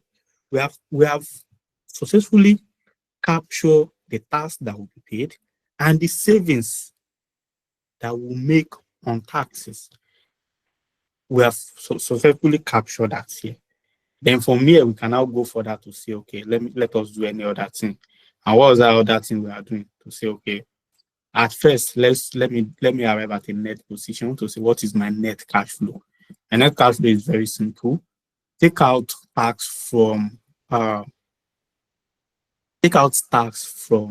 your cash flow, and if there's any cash savings, what I'm saying there is that for year one, my cash flow is 250,000. I don't have any tax in year one, but I have savings. So I will add 30,000 to 250,000. Then I will say my net cash flow is 280,000 as at the end of year one. Then for year two, I would say my cash outflow is my cash flow rather is 200,000. I'm saving 22,000 on tax. I will add it to 200,000. My tax is 75,000. I will take out 75,000 from my cash flow. That will give me a net position of 147,000. Like that, see year 5. So having done this, I have established my net cash flow. And from here, I can now say, okay, let me bring in my discounting factor from your question, 9%. So I consider 9% discounting factor. Then from this, I can now use this to establish what my present value is and what my net present value is, which is just summing my, taking out my cash outflow from my cash inflow. So basically, what determines your approach to the question is the question itself. How the question comes, the important thing is that you first have to just think about it. Once you're able to think your way around it, then you give it a logical approach, then of course you will be fine. Ask a question. Ask your question. Hello, sir. I Ask have question. a very much for the class. I understand everything, right? Right. But I don't understand this this our 400, our initial outlay that you brought down again, and this 100,000 naira here that you brought under year 4. I don't understand why it should be there. Now go come back. Come to the question. You can see my screen. Yes, All right. If you can see my screen, can you read this? Can you read this out? You the be the one. initial flow is 400,000 naira. The capital invested is 400,000. No, read. You can see that cell that I'm highlighting. Read it out. A I want you company is to read the question. A company is considering an investment in a non-current asset costing 400,000. The project will Pause. You can generate. pause. Wait. Pause. You can pause there. The 400,000 you're asking about is the initial what investment amount. That is what Yes, we are investing. That is the 400,000 you have there. I know, but why is it Wait, now? wait. Let's pick it one by one. You understand? You understand where we get 400,000 naira from, Yes, right? Good. yes. Now, you all these cash flow you can ignore them. Now, come down here. Continue. Continue reading this. Capital allowance are claimed at 25% by the reducing balance method, and the first tax benefits will occur 1 year after the date of acquisition. Good. Continue. It is expected to have a scrap value of 100,000 naira at the end of 4 years. Good. Now pause there. Now, if how would I put it? Okay. So if you have invested, let's say, what is your name? Ugo, What? Ugo. What? Ugo. Okay, that's good. You have invested in a project. You decide to buy a car, right? Mm. Now, from your analysis, you are seeing that you use this car for 10 years. But by the end of 10 years, your car will only worth 100,000 naira. That is what your car will worth at the end of 4 years, right? Now, year one, you will have 250, just for example. Year two, you have 200.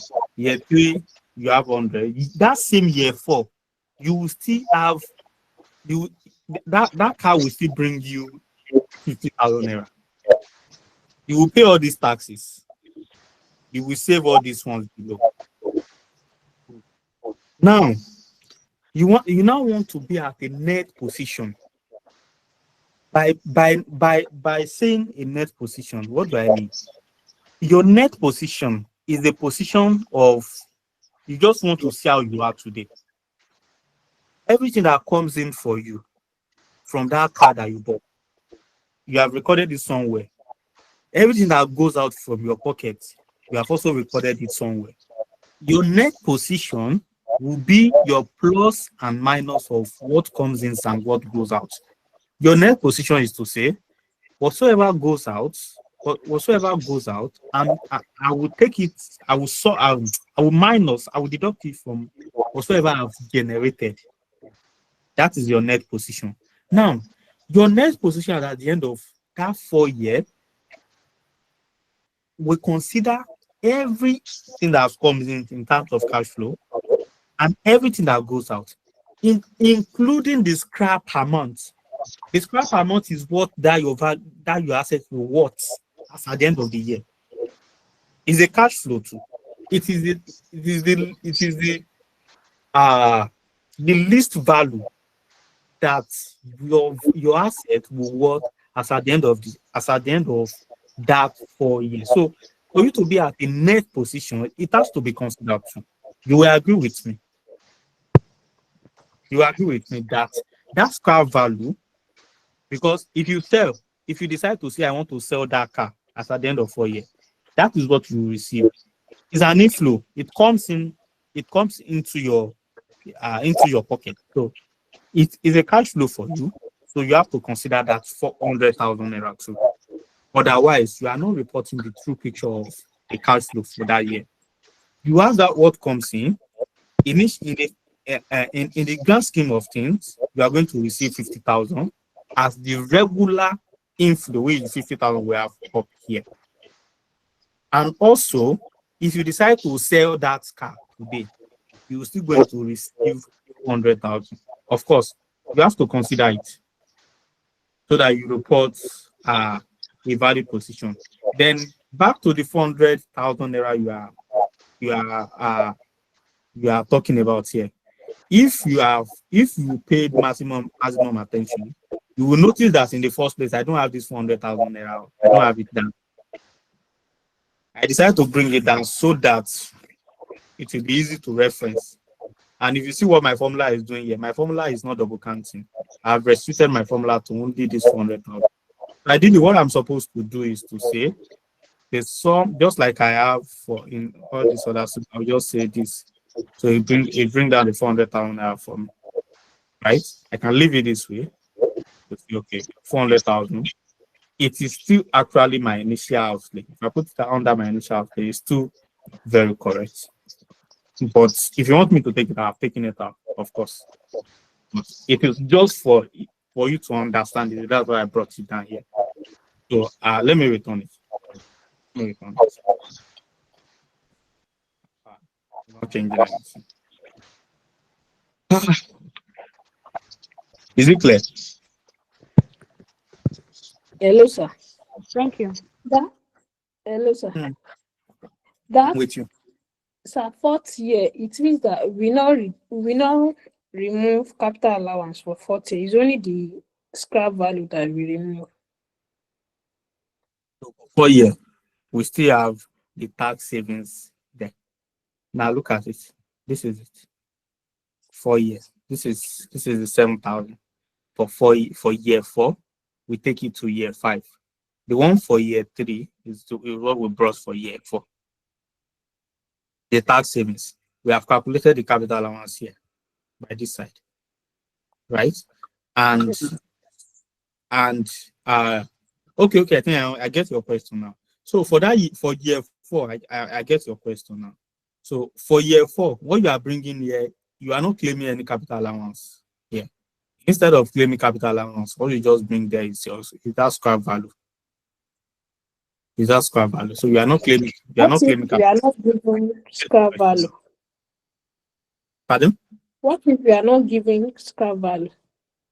So if you are not giving, of course, you'll be giving scrap value. I can be very sure of Okay. that. But if you are not giving let's believe you are not giving scrap value. It's very simple now. Apply the same formula. Claim again. Claim another capital allowance below here. It's very simple. So what about if you have balancing charge? Like when the scrap value is higher than the tax written down in value. Good. That's a very good question. So if what you have here is a balancing charge, instead of the balancing allowance that we do here, that we have here, what you are definitely going to do there is a logical converse of what you have done here. Now, what did I do here? Now, I'm saying that because this is a balancing allowance, right? I'm saying that because it's a balancing allowance, I'm definitely going to claim depreciation on it. Like claim tax allowable depreciation on it because it's a balancing allowance. But if this is a balancing charge, definitely I'm not going to claim anything. You can't claim on balancing charge, right? So what balancing charge means is that you are even the one that is owing government.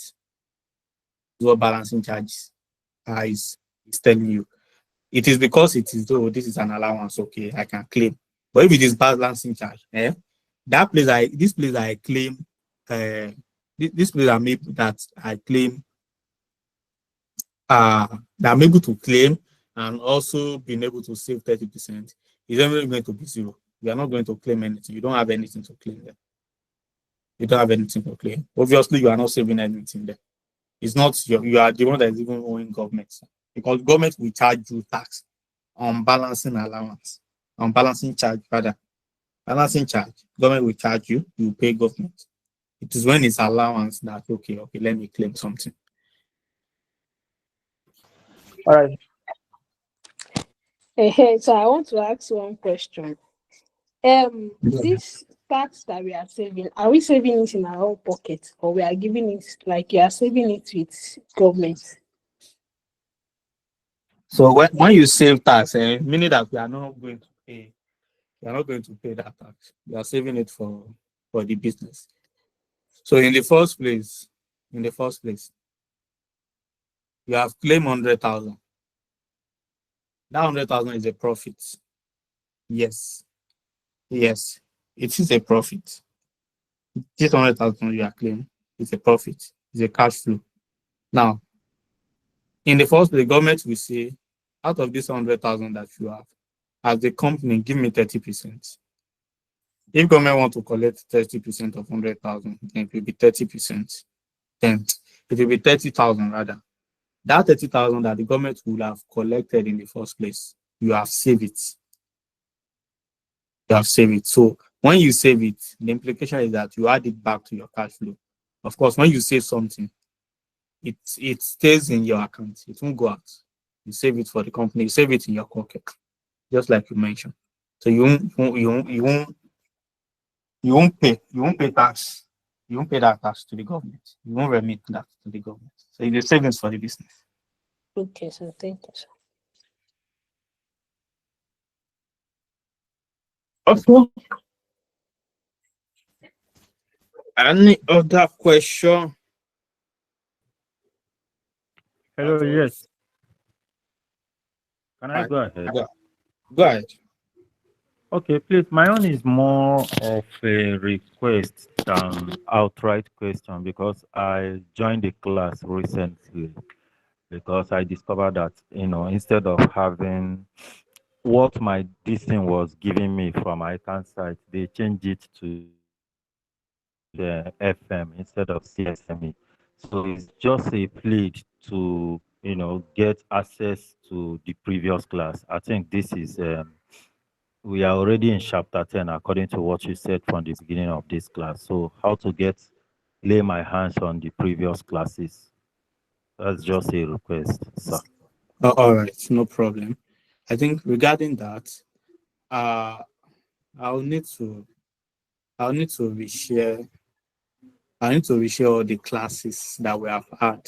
So for the class, what I'll just do is I will share the YouTube link.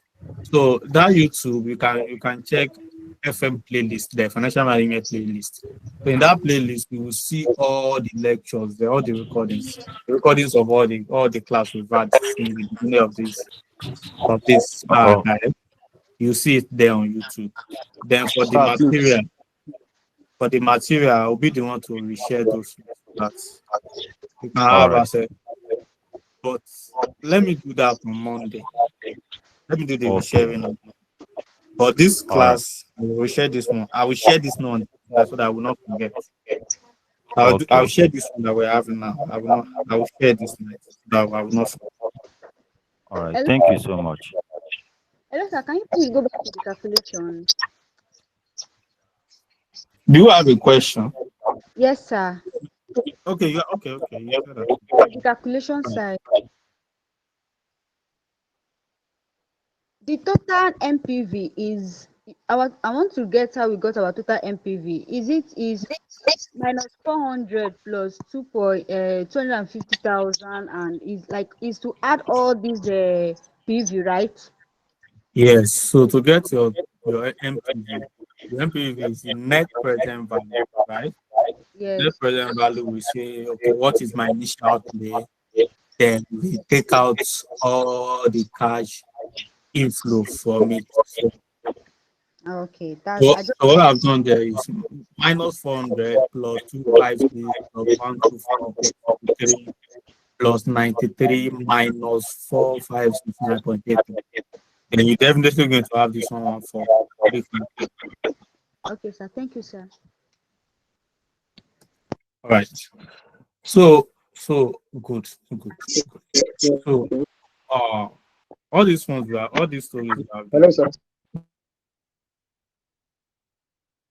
Go ahead. Hello. Hello. Hello, sir. I still have question. Hello. Ask your question. Ask your The question. first one that we solved, we did not, okay. Is it because we have capital allowance? That's why we have two tables for this one. Because the first Yes. one, So I mentioned to you that your question will determine your approach. The first question is asking you. The first question asks you to ignore capital allowance, and in the first place, no information regarding capital allowance was given to you in the question. But but this question is telling you now to consider capital allowance, so we have to bring in capital allowance. So capital allowance, you have to open a separate table for you to ascertain it. That is why we have to have. That's why we have to open a second table. okay, sir. All right. Thank you. Okay. So Hello, sir. uh, yeah, go Hello, ahead. sir. Go ahead. Okay. Thank you, class. So my question is concerning the balancing charge you mentioned. So if we have that balance left on us, where we have the tax return down value lower than the carrying amount of the asset, the balancing Yes. charge that is there, is it going to be paid, or there will be a rate to be applied on it again, a tax rate on it? So just like I mentioned, right? Your approach to the question will come from the question itself. The actual Okay. approach to capital allowance to capital to balancing charge is to say that you are the one that will pay government on balancing charge. But Yes. one thing is certain. But one thing is certain. The question we say, if the question gives you the percentage, if you check the question and you see the question itself that say, okay, 12%, please use that 1%, 12% from the question. Use that 12% from the For the question. balancing charge. But yes, for that balancing charge, and you know how to treat it, right? It is not, you are not saving anything there. Yes. You are not saving anything there. Yeah. Now you know how to treat it. Now, but if the question is silent regarding if there is a percentage or there is no percentage, then question is what the question is assuming on your behalf is to say, look at the depreciation percentage that you have been using earlier. You have been using 25% earlier, but this time this is a charge against you. You can't use that. But rather, look at the tax rate. How much is the tax rate? Can you use it? You can use it as well too. What you do is to pick the value of the balancing charge itself. That value of the balancing charge is what you are going to consider here. It's definitely going to reduce your cash flow because it is a charge. Of course, you're going to pay the government. So that value itself is what you are going to consider as, one of the items in whatsoever year it happens, and it is going to reduce your cash flow. That is it. The treatment is as simple as that. But always look out for what the question is saying regarding that. If the question is saying, okay, use this percentage, of course, go ahead and use it. Okay. So it means that the fourth year that savings that we not have savings again. It is that balancing charge that we just go and minus it in that year. Yes, yes, yes. Okay. If the question is silent on that, if the question, I can several times if you have a question on that, it will definitely give you the percentage because the amount might be much, so that it won't throw your entire value in negative. You can say, okay, after the conversation with the tax authority, a total sum of, I give you 10% or 8%. Then, of course, where you have been applying 30% as your tax savings, you are not saving anything there. Apply that percentage that's given to you, then add it as something that will reduce your cash flow. Exactly. Sorry, please. I have a question on year 4.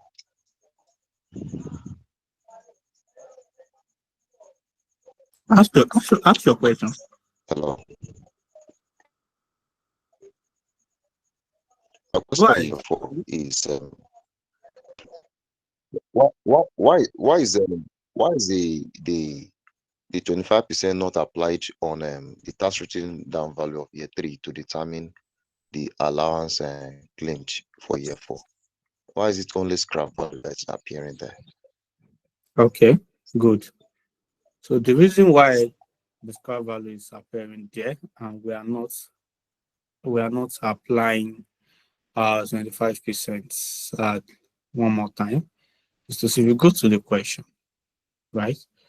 The question states that it is expected to have a scrap value of 100,000 naira at the end of year 4, right? So one thing they are telling you is that as at the end of year 4, that asset will not be valuable. That is, that is what you can, that is the maximum value you can obtain from that machine in year 4. That is the maximum value you can obtain from that value, from that asset in year 4. So whatsoever carrying amount, which is also called the tax return value you are bringing from year 3, the value you're going to have as at the end of year 4 will be the value. Tax return value is like, I don't know how to put this thing. So in the practical world of accounting, the way depreciation works is that as at by the end of each year, you have to have something we call carrying amount. That is, in our books, what is the value of this car as at today? Okay, today is as at 31st December 2024. We have valued this car. We are saying that this car will worth 20,000. Then we are now, when we bought this car, we already established that at the end of year 2025, what this machine will be worth is 10,000. So what we are saying is that there is nothing. Of course, it's just what that is what is going to work. You can't come down and say you want to claim. You can't claim. You can't come down and claim anything there. It's going to what your tax return value as at the end of last year, and the scrap that's definitely going to have. So that scrap that you have, for the purpose of, say, you want to establish whether it is balancing allowance or whether it's balancing charge, you have taken out the scrap from the tax return and value, allowing you to claim. In fact, it's putting you in a more profitable position this time, because only this year is telling you that you are going to claim about 26,000, and that will be the list of what you are going to claim. So you factoring in 25% here in the first place is like you double counting, which of course it's very incorrect to do that. So the last year is the 4th year, and the scrap value is 100,000. That is the maximum of what you are allowed to claim for that year.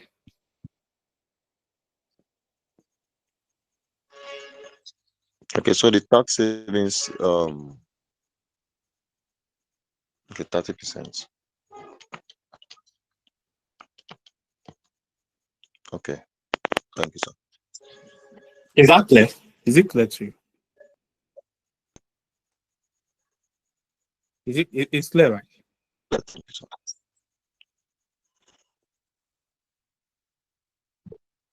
Okay. Yes, it's clear. I appreciate it. Yes, All right. but the note, will this note be sent with all this work so that one can go through it again? I'll send it to this night so that I don't forget, so that I will not forget. I'll send it. Sir, last time I just noticed I something. I have mentioned it more than 3 times to them. I'll send it. No, I'm not talking about If the rest are sure, I'll send it. So I'm not talking about the class. When you were explaining balancing charge for one lady, my network was glitching. So you said if it's balancing charge, we will not claim the savings and we will not bring it to the table, ba? Balancing charge. The difference between balancing charge and balancing allowances. When you say something is an allowance and you say something is a charge, you have the value of the item and you have the tax return down value. When the tax return down value exceeds what you currently have, of course, it is an allowance for you. But when it is the other way around, it is a charge. When it is an allowance, and you can still claim capital allowance. But when it is a charge, you can't claim, but rather it is something you have to pay government for. Right? You now focus on what is given to you in the question. Do you have a certain percentage that is expressly stated in the question to say use 10%, factor 10% to establish what your balancing charge is? If yes, of course, apply that. But if no, right, the charge that you have will be considered in the last year. Of course, it's going to reduce your cash flow for that period. But several many times, if it results in a balancing charge, in fact, I even like it. I even love it when it becomes uh when it comes in balancing charge position. I'll be able to see that for more sets. Then I'll be able to factor that into my calculation from the first point of working. So if it is an allowance, definitely you can still claim. But if it's a charge, you can't claim, but rather it has to reduce your cash flow.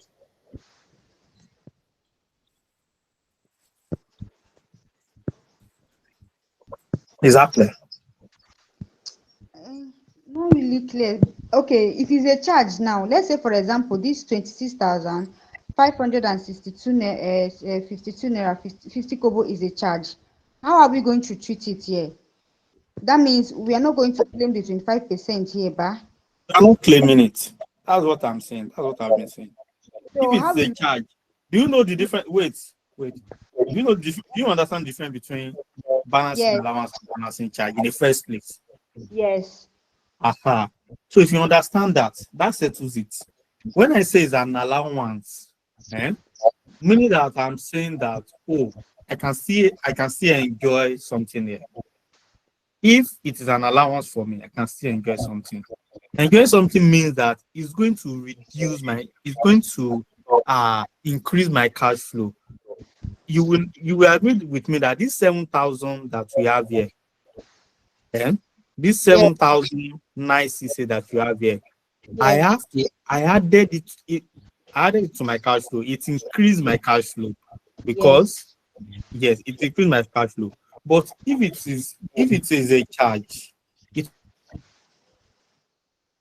will work the other way around. Instead of increasing my cash flow position, it's not going to increase my cash flow position, but rather it's going to reduce it because it is something that I will even be I will have to pay government on. okay, So that is how it works. Just think about it the other way around that, oh, okay, the other time, an allowance for me, I'm able to claim something, I'm able to increase my cash flow. But this time is a charge. Government will charge me for this. It will work the other way around. It will reduce what my cash flow is, meaning that my cash flow will return to negative because you pay government out of that your cash flow, then you record something negative for that period. So that is it. okay, sir. Thank you. It is that simple. So we have looked at discounted cash flow and inflate and taxation. Now. The other leg of it we have not looked at it as discounted cash flow and inflation. So that is where we'll continue from on Tuesday. I'm exhausted already. That's where we'll continue from. That's where we'll start from rather on Tuesday. So in the meantime, I'll send this notes to the group now, and you can take your time to study it ahead of time. So it's actually very simple. It's just for you to get the logic and understand the basis. So before we call it a day, do you have questions on what we have discussed today? So that we can quickly address those ones before we call it a day. Is there any other question?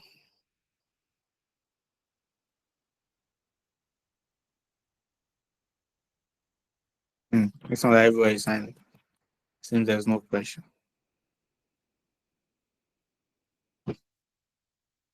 I'm seeing some hands up. Do you have a question? Okay. If you have question, ask. All right. So I want to believe there's no question. So let's meet on Tuesday. we'll continue from where we stop. And thank you very much. Thank you for staying till this moment. And see you on Tuesday. Thank you, sir. Good night. So between now and Tuesday, if you have anything that is not clear to you, of course, always reach out to me. We do justice to that.